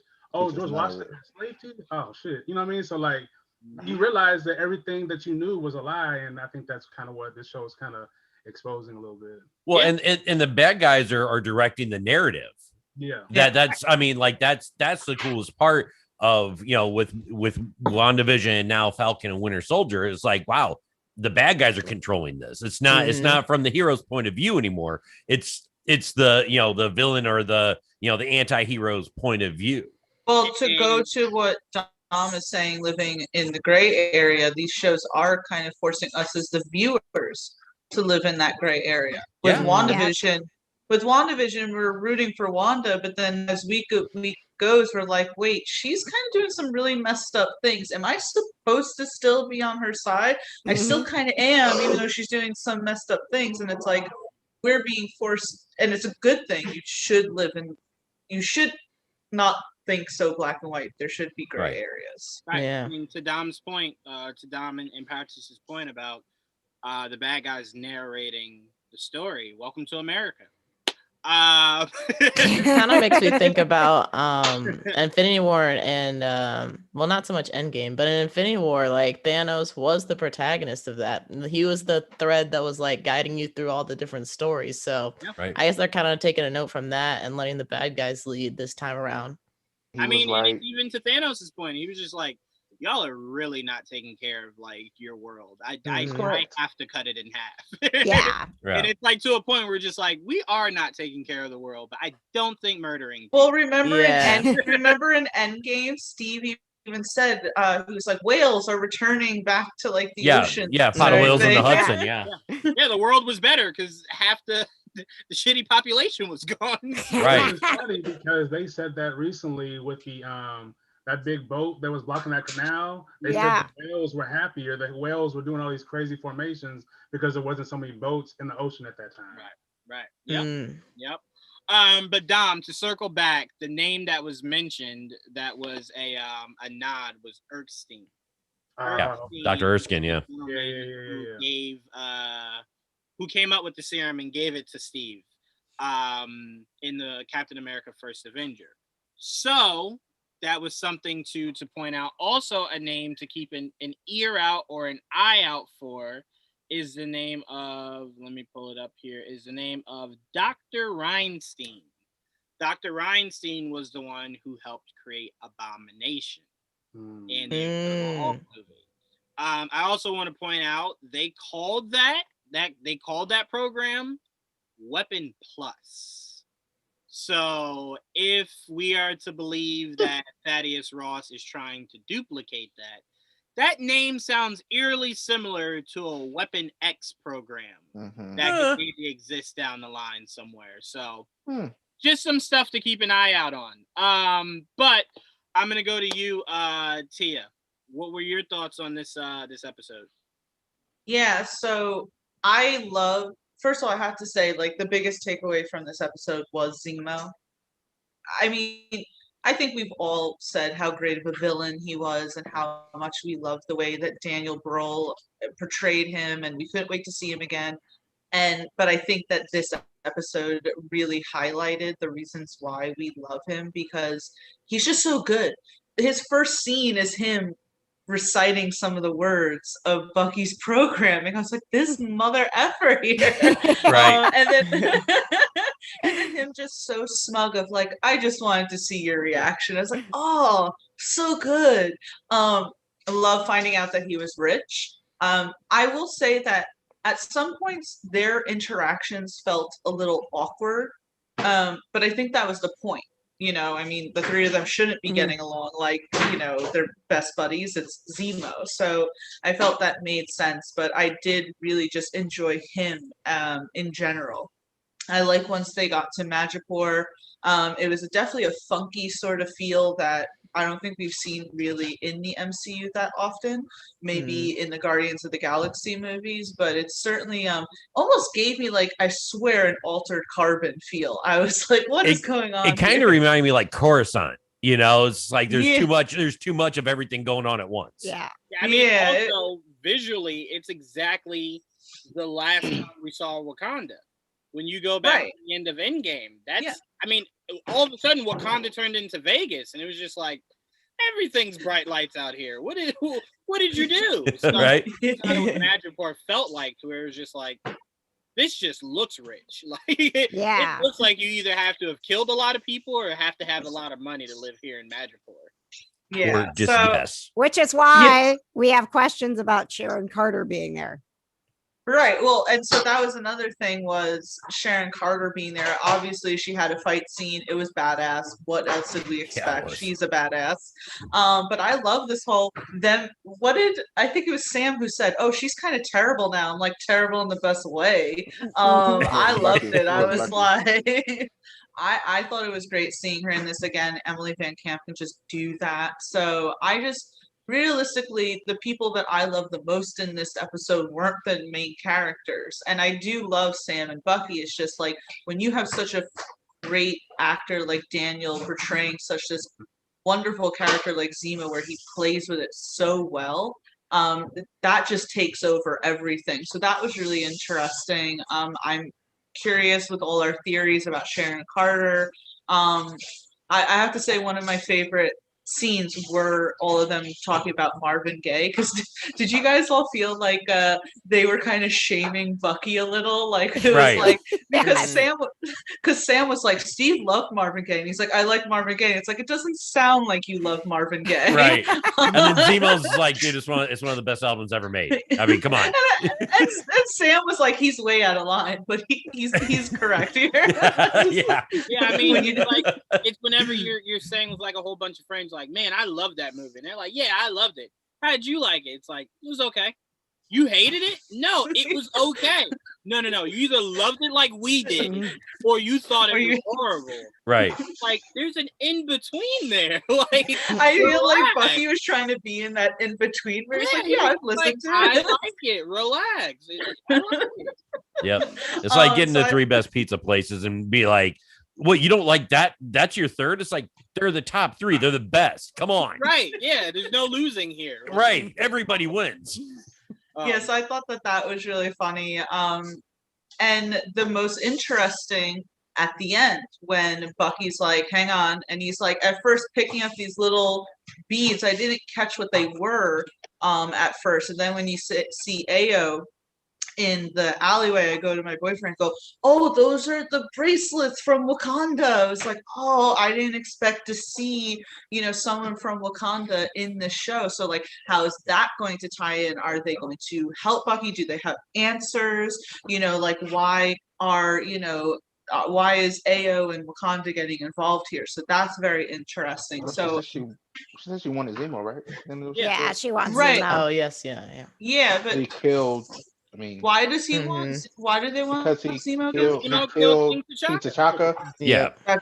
Sorry. Yeah. Go. Yeah. Mark. Well, and to talk on that, Martin said something earlier that as one of King T'Chaka's bodyguards, which it makes sense that Ao wants Zemo for the royal bodyguard to fail to protect the king is no doubt a disappointment. And who killed T'Chaka? Yeah. I think it's I think this scene might have been filmed recently and after the unfortunate death of Chadwick, mainly because she wouldn't be there without T'Challa. It'd be T'Challa's job to bring him home, the same way it was his job to bring home what's his name from the Black Panther movie? Andy Serkis's character, Ulysses or something. Yeah. Claw. Yeah. Claw. Thank you. So to me, this kind of speaks more to it might have something slightly to do with a little bit of Black Panther 2.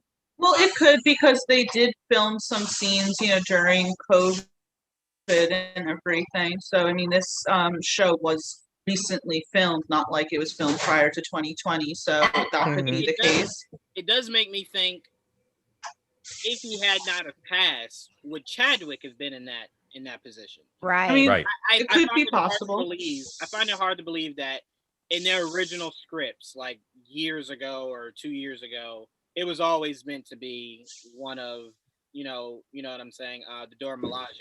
I find it hard to believe, because to me, it was so off guard. People thought it was a different member of Wakanda. So to me, it was like, I think they might have wanted to go for someone more recognizable. And I do think that if not for his untimely passing, because it would have dropped jaws. Like we would have went, oh my God, T'Challa's here. Like he's here. He's Right. looking for Zemo.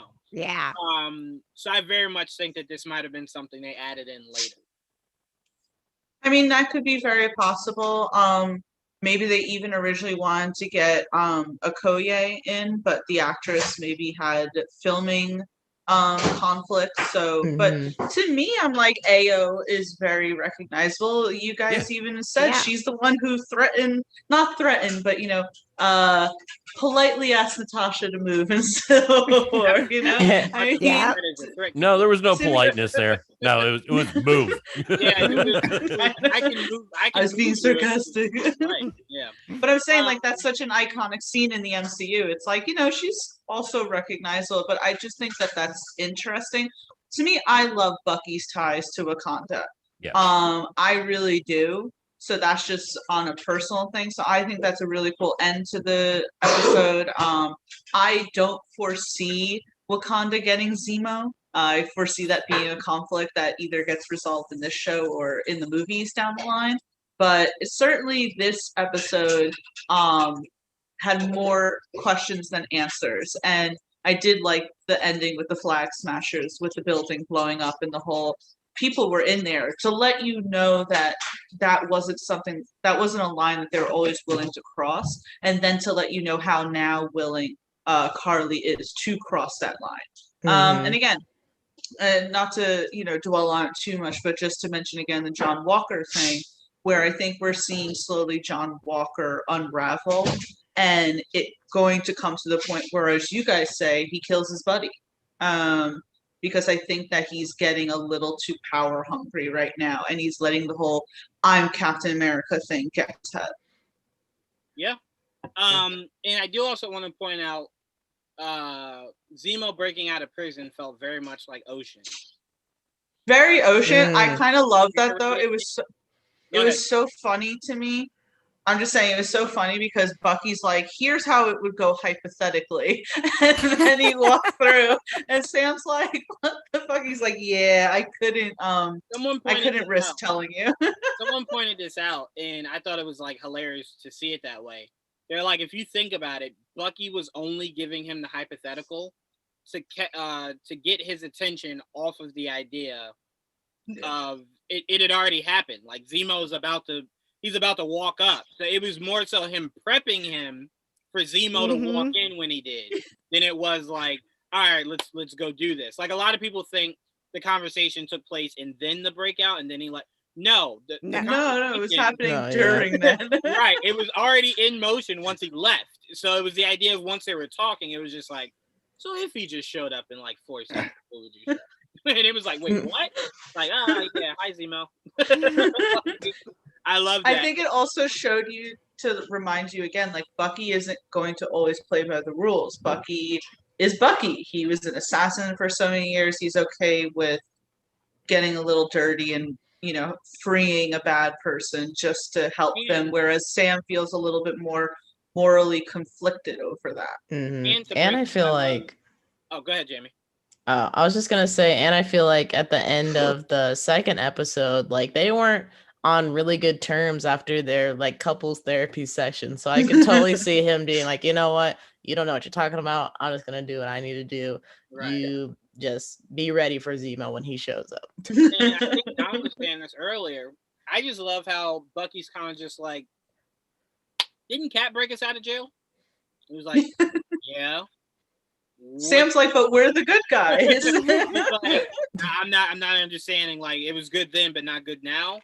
And I also like the idea of, that's what I wanted to say.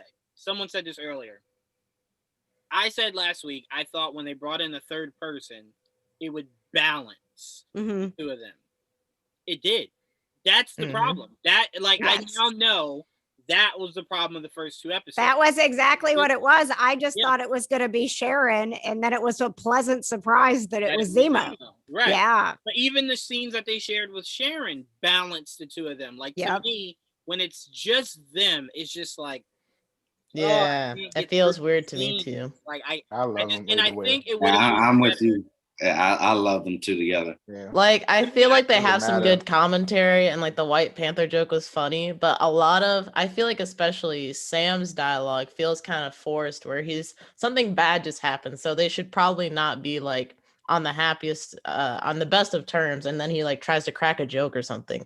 Like that just feels kind of like, yeah, it just feels kind of odd. Like they're really trying to That's how push their this. relationship is to begin with. right. So it's Even when he supposed was to be talking awkward. to the doctor, even when he was like, "You know who this is, right? You know who that is, right?" He's just like, "What? Who talks like that, Sam? What is that?" It reminded me of how Maybe frustrated it'll I was with Luke Cage. Like, no one talks like that.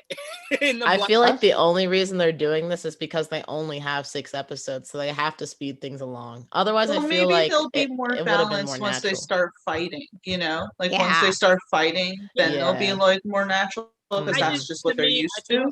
To me, I think where the show didn't need to go was they didn't need to be butting heads. Like, to me, there should have been a mutual respect that was given once Cap died. Once Cap died, that should have squashed everything to where it's just like, even if we don't necessarily like each other, we get along to get the job done. Yeah, but they had to create the conflict by Sam giving the shield away, John Walker getting the shield, and then Bucky feeling that way. And plus, the thing that people loved about Sam and Bucky were their bickering. So they're like, well, shit, we got to put that in. But that's why I said the bickering worked. Why? Because you got so little scenes of the two of them. So it was in portions. But now a full-length series that you have with those two guys, you need a buffer. And to me, there's nothing wrong with that. They're secondary characters. Sometimes secondary characters need a buffer. It's why they're secondary. So to me, it's not a knock. It's just you guys, sometimes your dialogue's really uncomfortable. Put a third person there. There you go. But to me, it's just like their relationship should have been more Rush Hour, Lethal Weapon, and less just like, we really hate each other, but we'll end up loving each other by the end of this. It's like, no, you can be guys that love each other or get along, but just are bickering. You're just bickering the bicker. And I kind of feel like it's not natural. It's just not, it doesn't flow naturally to me. I don't know. They need Cap. But anyway, Trayvon, I'll go to you. Your thoughts on this episode. Thanos was right.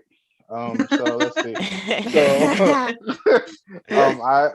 I love that. I was waiting for it last week when they mentioned Zemo. I was like, I wonder if he's gonna start off by just saying the words right off the bat.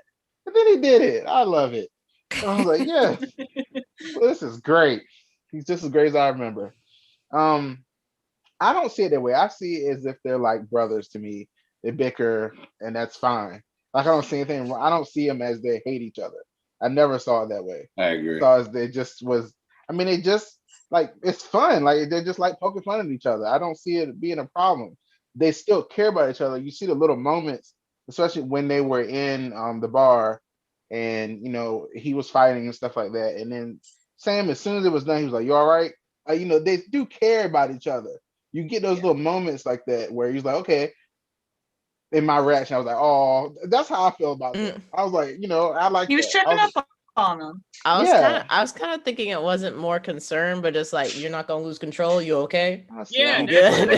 That's kind of the way I saw it, but I could see how there would be like a little bit of a brotherly love there too. Guys can't show love like that, so he had to be like, "Bro, you good?" Okay. All right. I don't think he's scared of him. Like whenever you see your brother crying, like instead of going, "Man, you all right?" You go, "You ain't crying, is you?" Like that's your way of going, all right? You ain't crying over there, is you? I'm sorry. Go ahead, Trayvon. I mean, I don't know. I love it. I don't know. I mean, I guess y'all think that way, but I like it. You can love it, Trayvon. I love it too. In the past 2 episodes that we've done, I haven't thought that it was forced or anything like that. I think that they really are like the epitome of brothers at this point. They're just going through a little tiff with the shield thing. Yeah. So by the line earlier about they said what he said Bucky he said Zemo's out of line, but he's right. I feel like that's like the epitome of Zemo, where he is out of line to them, but he is right the whole time. Like I don't see anything wrong. Like, okay, what he did was messed up, but it's not like he made something up when he broke the team. Like, he brought something up that actually happened. You did this. I didn't make this up. This is your fault. So I kind of agree with him in that sense. And what he said about, did you guys even visit, what y'all did to my country? Did you do it? No? Okay, of course. You're still exactly how I thought you were. Still messed up. I wanted to go back to that, what I was saying earlier about Namor. Wakanda's in here, so I can't help but think about it.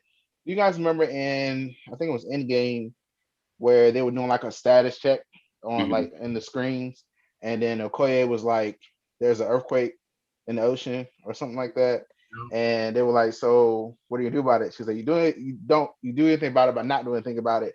I was like, "Are we? Is that what's coming next?" That's why I think Namor. Let's see. What else? Walker in here said about we're going to go see someone with a better hand. Did they actually do that? Is that what he was going? Is that why they were at the prison, or were they just at the prison because of what just happened? I was wondering, were they going to see Zemo too, or were they going to see somebody else? He said why they were there. They were just following the footsteps of Bucky and Sam.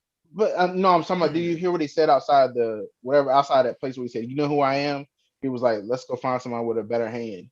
I was like, I wonder what that means. Is that Zemo or is that somebody else? No, he was talking about Sam and Bucky. So Walker, he believes that Sam and Bucky are always a step ahead of him because they've lived this. So to him, it's like, instead of trying to find it out ourselves, let's just follow them. Like, they clearly know what they're doing, so let's just follow them. And they already laid the groundwork. Right. In the previous episode, like, we work in the gray area. The problem is, how would they? At the point of the next episode, I'm sure they'll pop up in the middle of wherever Sam and Bucky. But how would they do that though? They can't track them anymore. They have Red Wing to track. Yeah, that's what I was thinking. I'm sorry. Who do Walker and what's his name work for? U.S. government. We don't know. I mean, you're talking about that. The U.S. government. Sam and Bucky have cell phones. There's cameras. They can 100%. I guess so. I'm so sick of Walker. I want somebody to stomp him. I can't wait. Let's see what else. I don't know. I just in Sharon. I mean that fight. The GOAT. She was. Her name isn't Sharon. It's the GOAT. I love that. Yes. Yes. She was handling all of them out there by herself, man. That was awesome. Like, she was like, Sam and Bucky who? They would take it forever. She was like, "Come on, guys!" Like, I'm out here fighting. I was like, she's out here fighting the army. Like, a lot of people. I know, she took out a lot of people. Yeah. So I don't know. I really like that, and I'm standing on, based on how they did they did WandaVision. Everything's pretty straightforward. I feel like she's definitely PowerBroker. We'll see. I would love that. Like you said about revenge. I know I've seen revenge many times over. I love her. So yeah, I'm very excited to see her. That's why I was excited to see her in the first place in these movies. Yeah, me too. I was like, yes, okay, come on, let's see what you're gonna do. I was like, she only had a little bit. Where is she? So yeah, I was like, have they not seen Revenge? Right. Yeah, I don't know. I mean, I don't really have anything else. I mean, like I said, this episode felt like Winter Soldier to me. I was very happy with this one. One of the other ones, the first one I told you I didn't like, because I wanted them together. I liked their banter back and forth. I was waiting for it. That's what I expected. I didn't get it in the first episode. That's why I didn't like it. So when he showed up in the second one, I was very happy. So that's where I am right now. They love each other, and that's what I'm standing on. And she's PowerBroker. Well, even having that callback to Civil War with them in the car, Sam's in the back seat. He's like, "You're not going to move your seat up, are you?"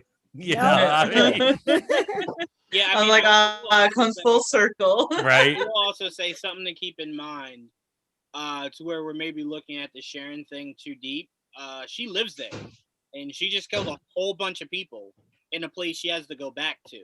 So it's very possible when she was saying, like, we got a major problem. The major problem is you have to go clean up that entire mess you just made. I mean, wouldn't that just be like a Tuesday for her? Right? I would say in the sense of no, because you would think that the lady that died was running the place. So it's the idea of, I don't think this is one of those dive bars where it's just like, no, people get beaten to death all the time here. To where it's just like, who cares if she died? I think she meant something to Madripoor. And it's now maybe Sharon wants to take over Madripoor. Well, she could use that vacancy to her advantage. But it definitely seems like the type of place that people die all the time, and someone just steps over their body to get a shot glass. regular people for sure, but of her stature, I don't think. But she, I mean, you could tell in that episode, she's already established herself of being like the main fence of Madripoor.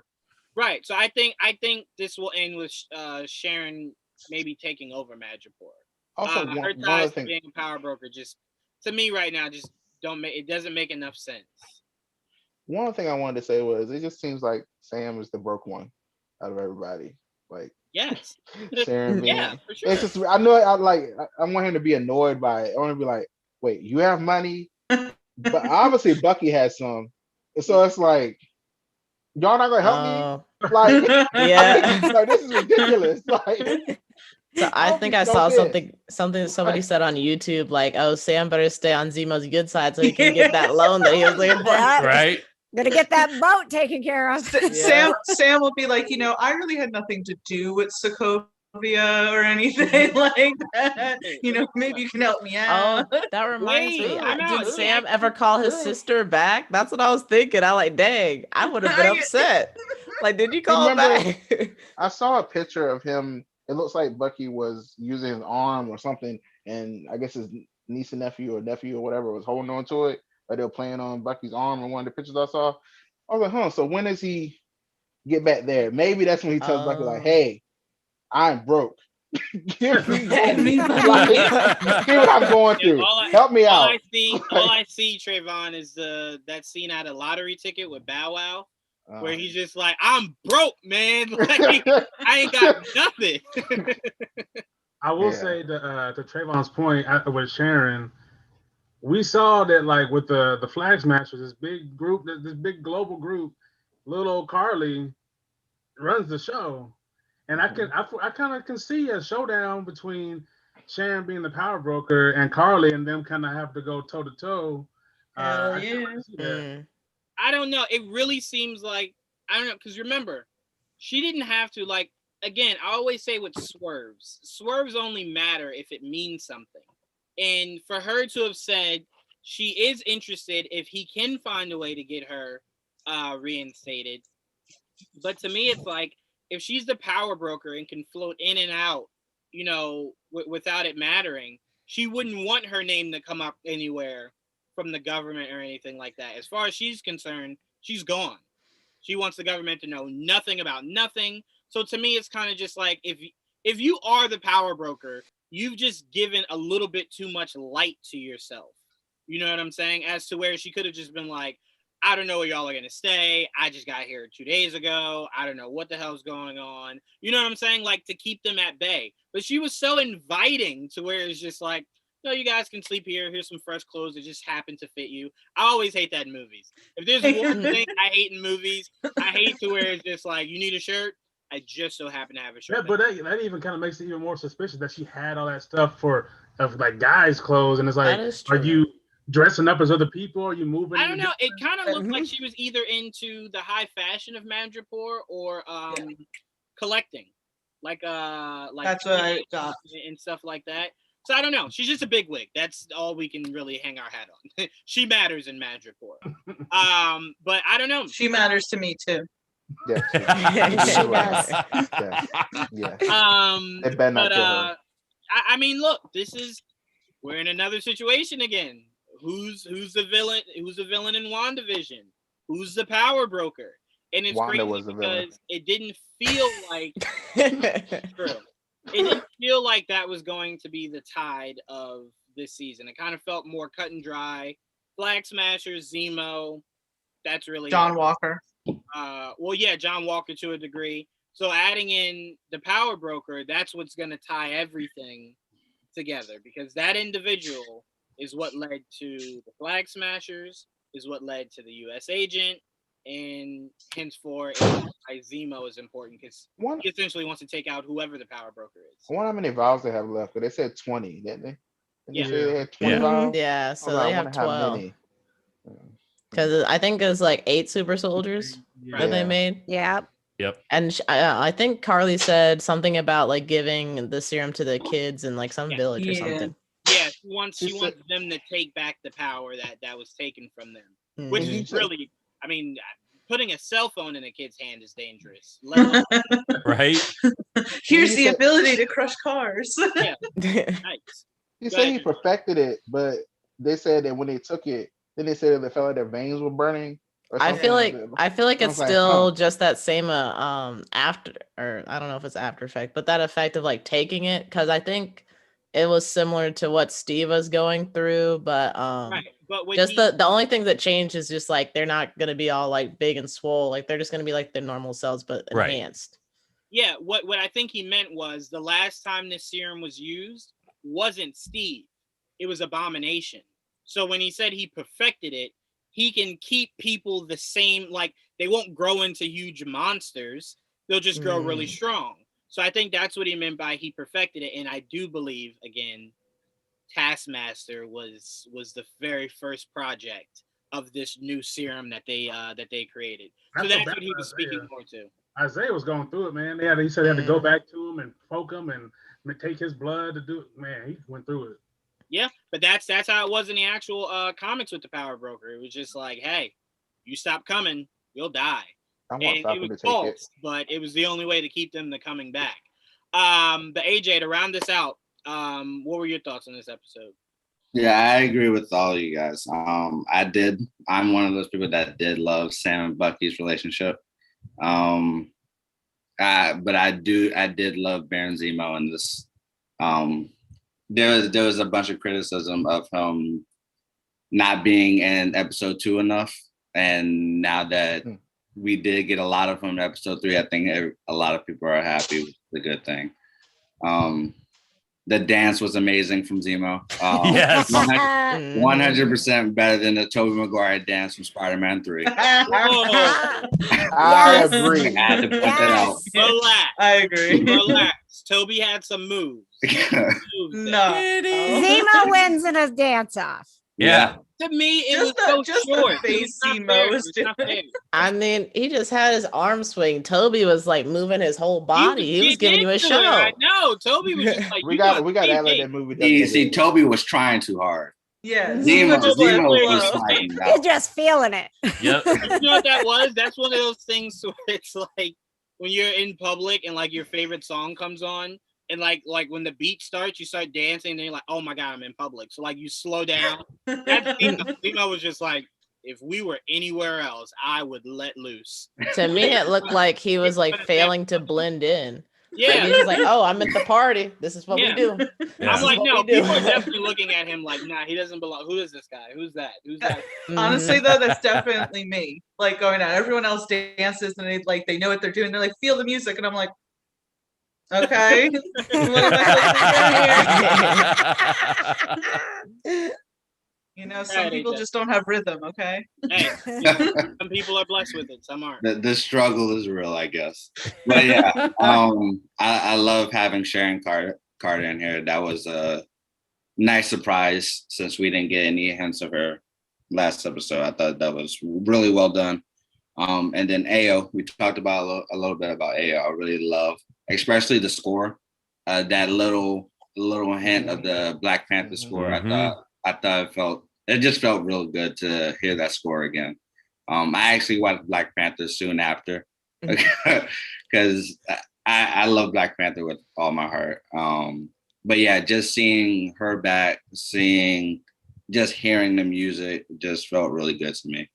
I feel like when I saw that part, I felt like this is gonna connect to the Wakanda series or Black Panther 2. I'm not really sure which one they will connect deeply into it, but I think there's a connection between Falcon Winter Soldier and then the Wakanda series, which we're getting a little bit more of. So also I love the way that each episode is getting better and better. So my anticipation for episode 4 is, if it's not better than episode 3, I'm going to be very disappointed. I really love how Kevin Feige and his team are doing these series right now. So right now I'm enjoying everything.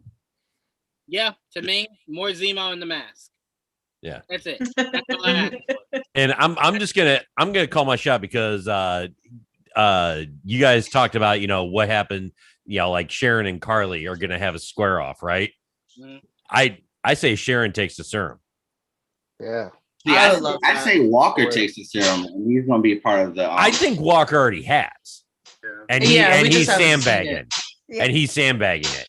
Because But there was that one scene where it was like, oh, that was way stronger than he should be. Yeah, when right. Carly throwing on that the, shield. truck. And they're Yeah. throwing that shield too. Yeah. Yeah, Yeah. and throwing the shield and stuff too. So, Well, but yeah, I the think shield Sharon thing, takes it though. The shield thing I won't give him because in the trailer it shows Sam throwing the shield. Yeah, but Shane was struggling to Right. get it out the tree and stuff. Yeah, but have you seen how Yeah, but have you Walker seen how trained tiny longer. Walker looks in comparison to Sam? I'm sorry. Right. No. Hold on. Go ahead, Tia. You go ahead, Tia. I was just saying, have you seen how skinny Walker looks compared to Sam? If Sam is struggling to take the, shield out of the tree, and Walker just like fing, fing, fing, fing, I feel as if, like, according to Patrick and what most of you guys are saying, is that he's taken the serum and we're just not seeing it yet. Yeah.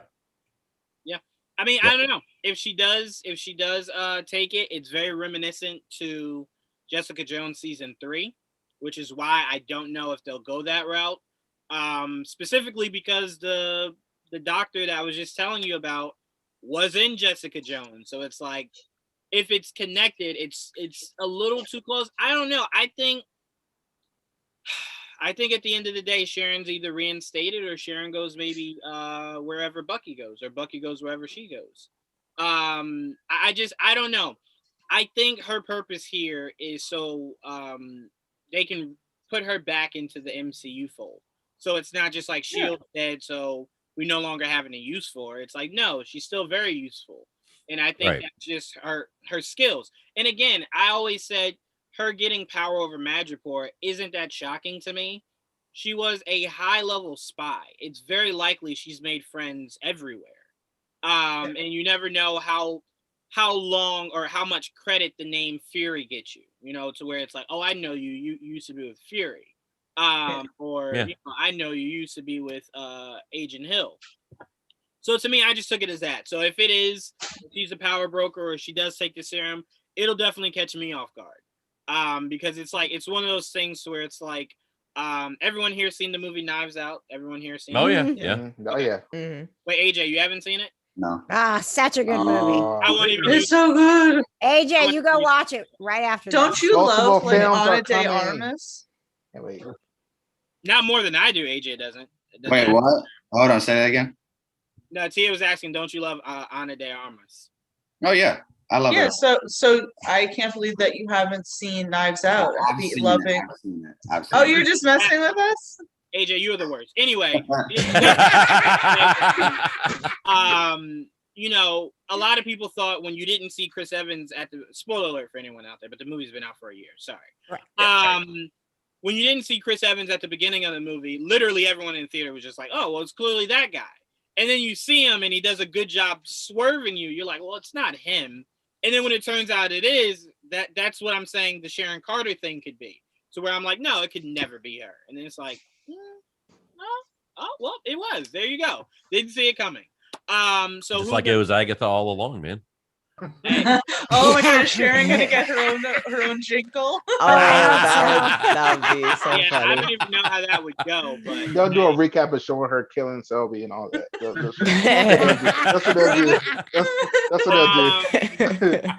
all right, I'm gonna end this because it's making me think of WandaVision. But anyway, I want to thank everybody, and I want to thank Jamie for joining us. Hopefully, Yes, thank you. Yes, thanks, Jamie. Yes, thanks, Mama. But this was a great episode. I hope next episode is a lot more action, is a lot more driven with this Wakanda story now working into the fold. And the biggest thing I'm waiting for is just for the fact that I was right and it was Raw. So that's all. And if it's not, he's going to pout in the last episode, just like he did with WandaVision. Sure. Jamie, you weren't there, but if you had, the poutiest of all pouts. Jawad, you got to live more in the gray, not the black and white. There you go. I mean, I was in my Reed Richards. Day I was. over here. But I definitely want to thank everybody in our comment section. Bonnie, Martin, Michelle. Christina Nerd just joined. I want to thank you all. You guys are what keeps us going. We appreciate the comments. And this, like I said, I had a lot of fun. Can't wait to do this again next week. All right, so I'm gonna give everybody some promo time so we can get out of here. KJ and Patches, we got Kinda Nerdy Girls and Kinda Nerdy Dudes. What we got cooking over there? Go ahead. Yeah, you guys actually we had a week off, so we just we went live in our network and we dropped Nerdy Dude Nuggets. And so we just we did about 15 minutes on that, just catching up on stuff, but we'll have a new episode coming out this week of the Kind of nerdy dudes, Kind of nerdy girls. Yeah, we're actually recording tomorrow, so we'll be breaking down the Black Widow trailer, which I'm so excited about. So we'll record that tomorrow, and I'll turn it around. Our episodes come out on Monday, so we've got that going on.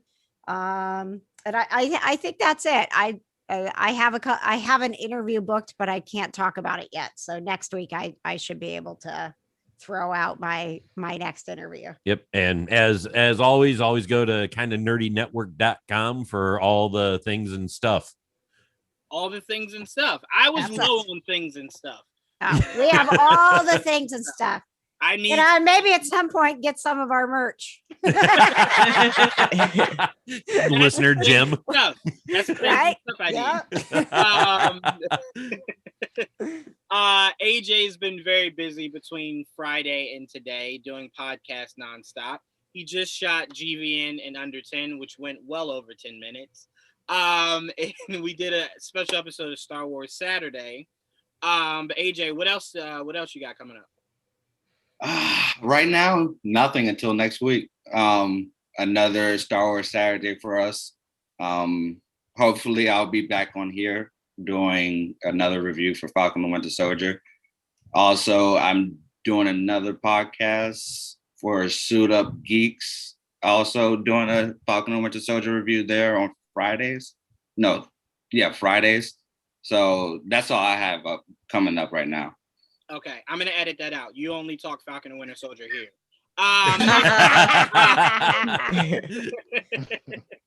Anywhere from me, anywhere. Only here. But Dom, you've been a very busy bee yourself. What you got cooking up? So I just think today that dropped the episode 4 review for Invincible. Invincible is very good. So if anybody hasn't watched it yet, please watch it. If you like The Boys, you like anything animated, really, you're gonna like this. And then I have one for French Exit drop. I'm thinking about tackling the new series Them that's about to drop on Amazon Prime. I've seen the first couple episodes, and it's a very intense show. It's kind of like a in the realm of like American Horror Story meets the 1950s race relations. So I'll kind of give you some kind of idea of what it is. So I might tackle that, maybe not. We'll see. And then I still have a whole bunch of other reviews in the tuck that's going to be coming because the emails they stay coming. I just got sent an old movie that I may do like a rewind review called Hercules and the something. I don't know. I feel bad for that. That sounds really cool. It sounds like Dom's about to trash that movie. The Blu-ray came in the other day. So I'm, I haven't dove back into. I've actually never heard of the movie, so it's kind of good. But it looks like very early 1940s, 30s, 50s type era. So I might try to dive into some classic cinema and do a rewind review. So yeah. Reviews.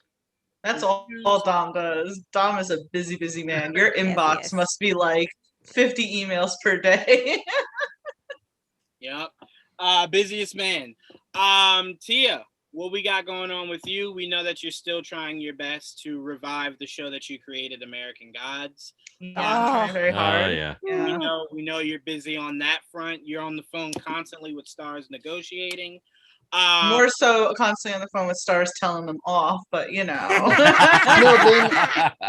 Gaiman I says can not wait, dead. I can picture let's right see. now, like the head of Stars going to his secretary and going, "Did she call again?" Yeah.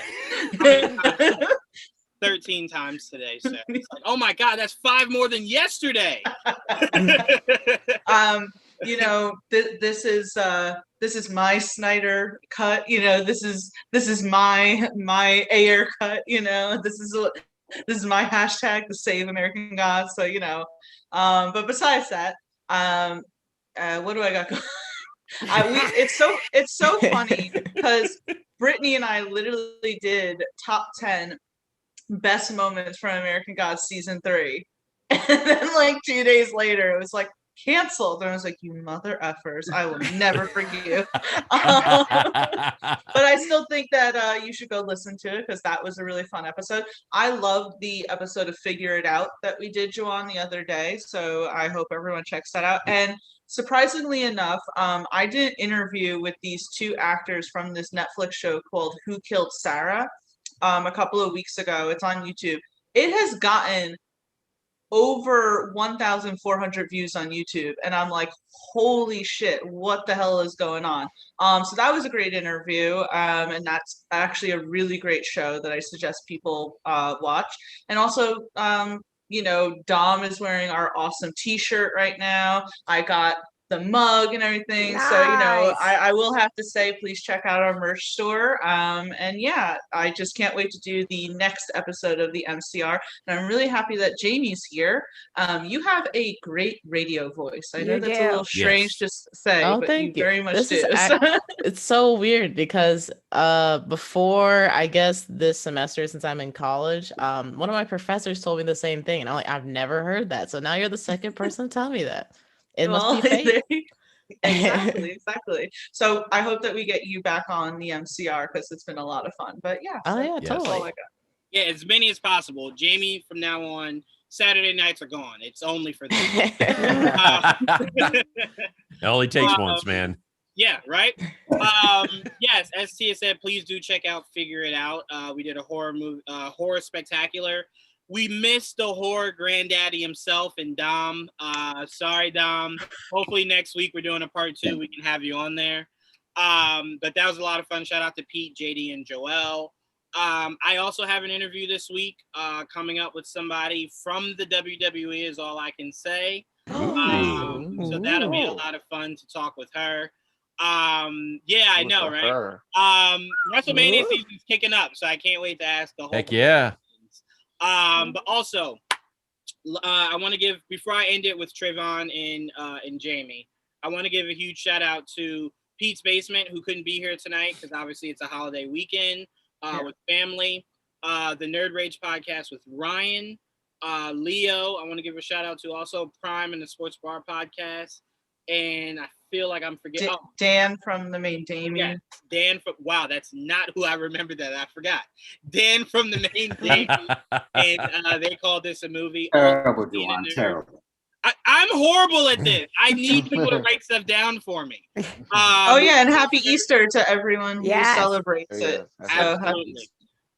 Huge shout out to Cena Nerd. Make sure you guys stay tuned for an all new episode of their show, breaking down Flash, Black Lightning, and all that.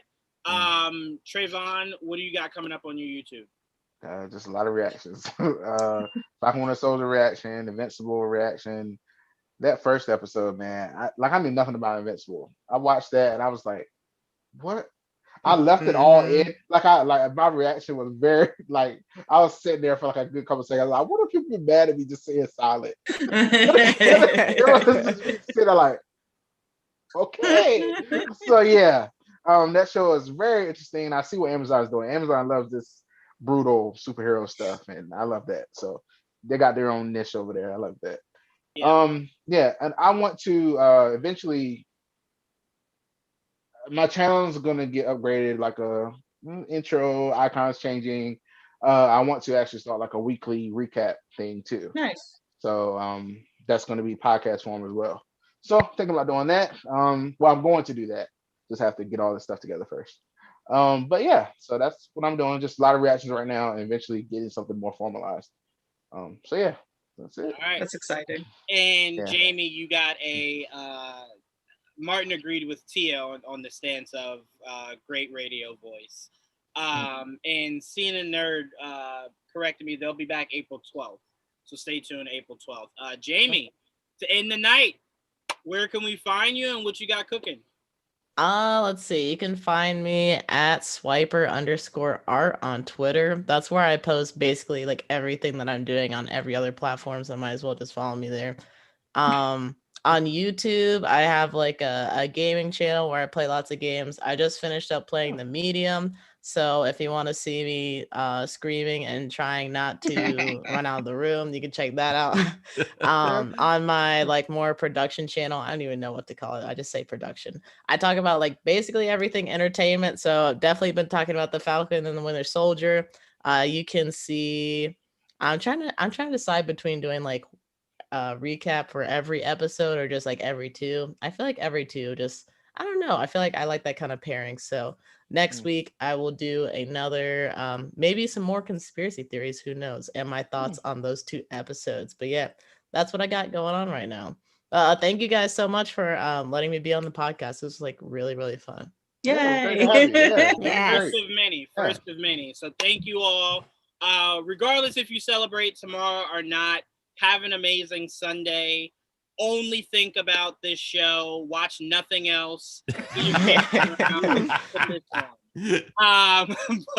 we thank you all. We hope you have a happy Sunday or happy holidays. And we will see you guys next week. Same time, same place. Till then, peace. Bye, everyone.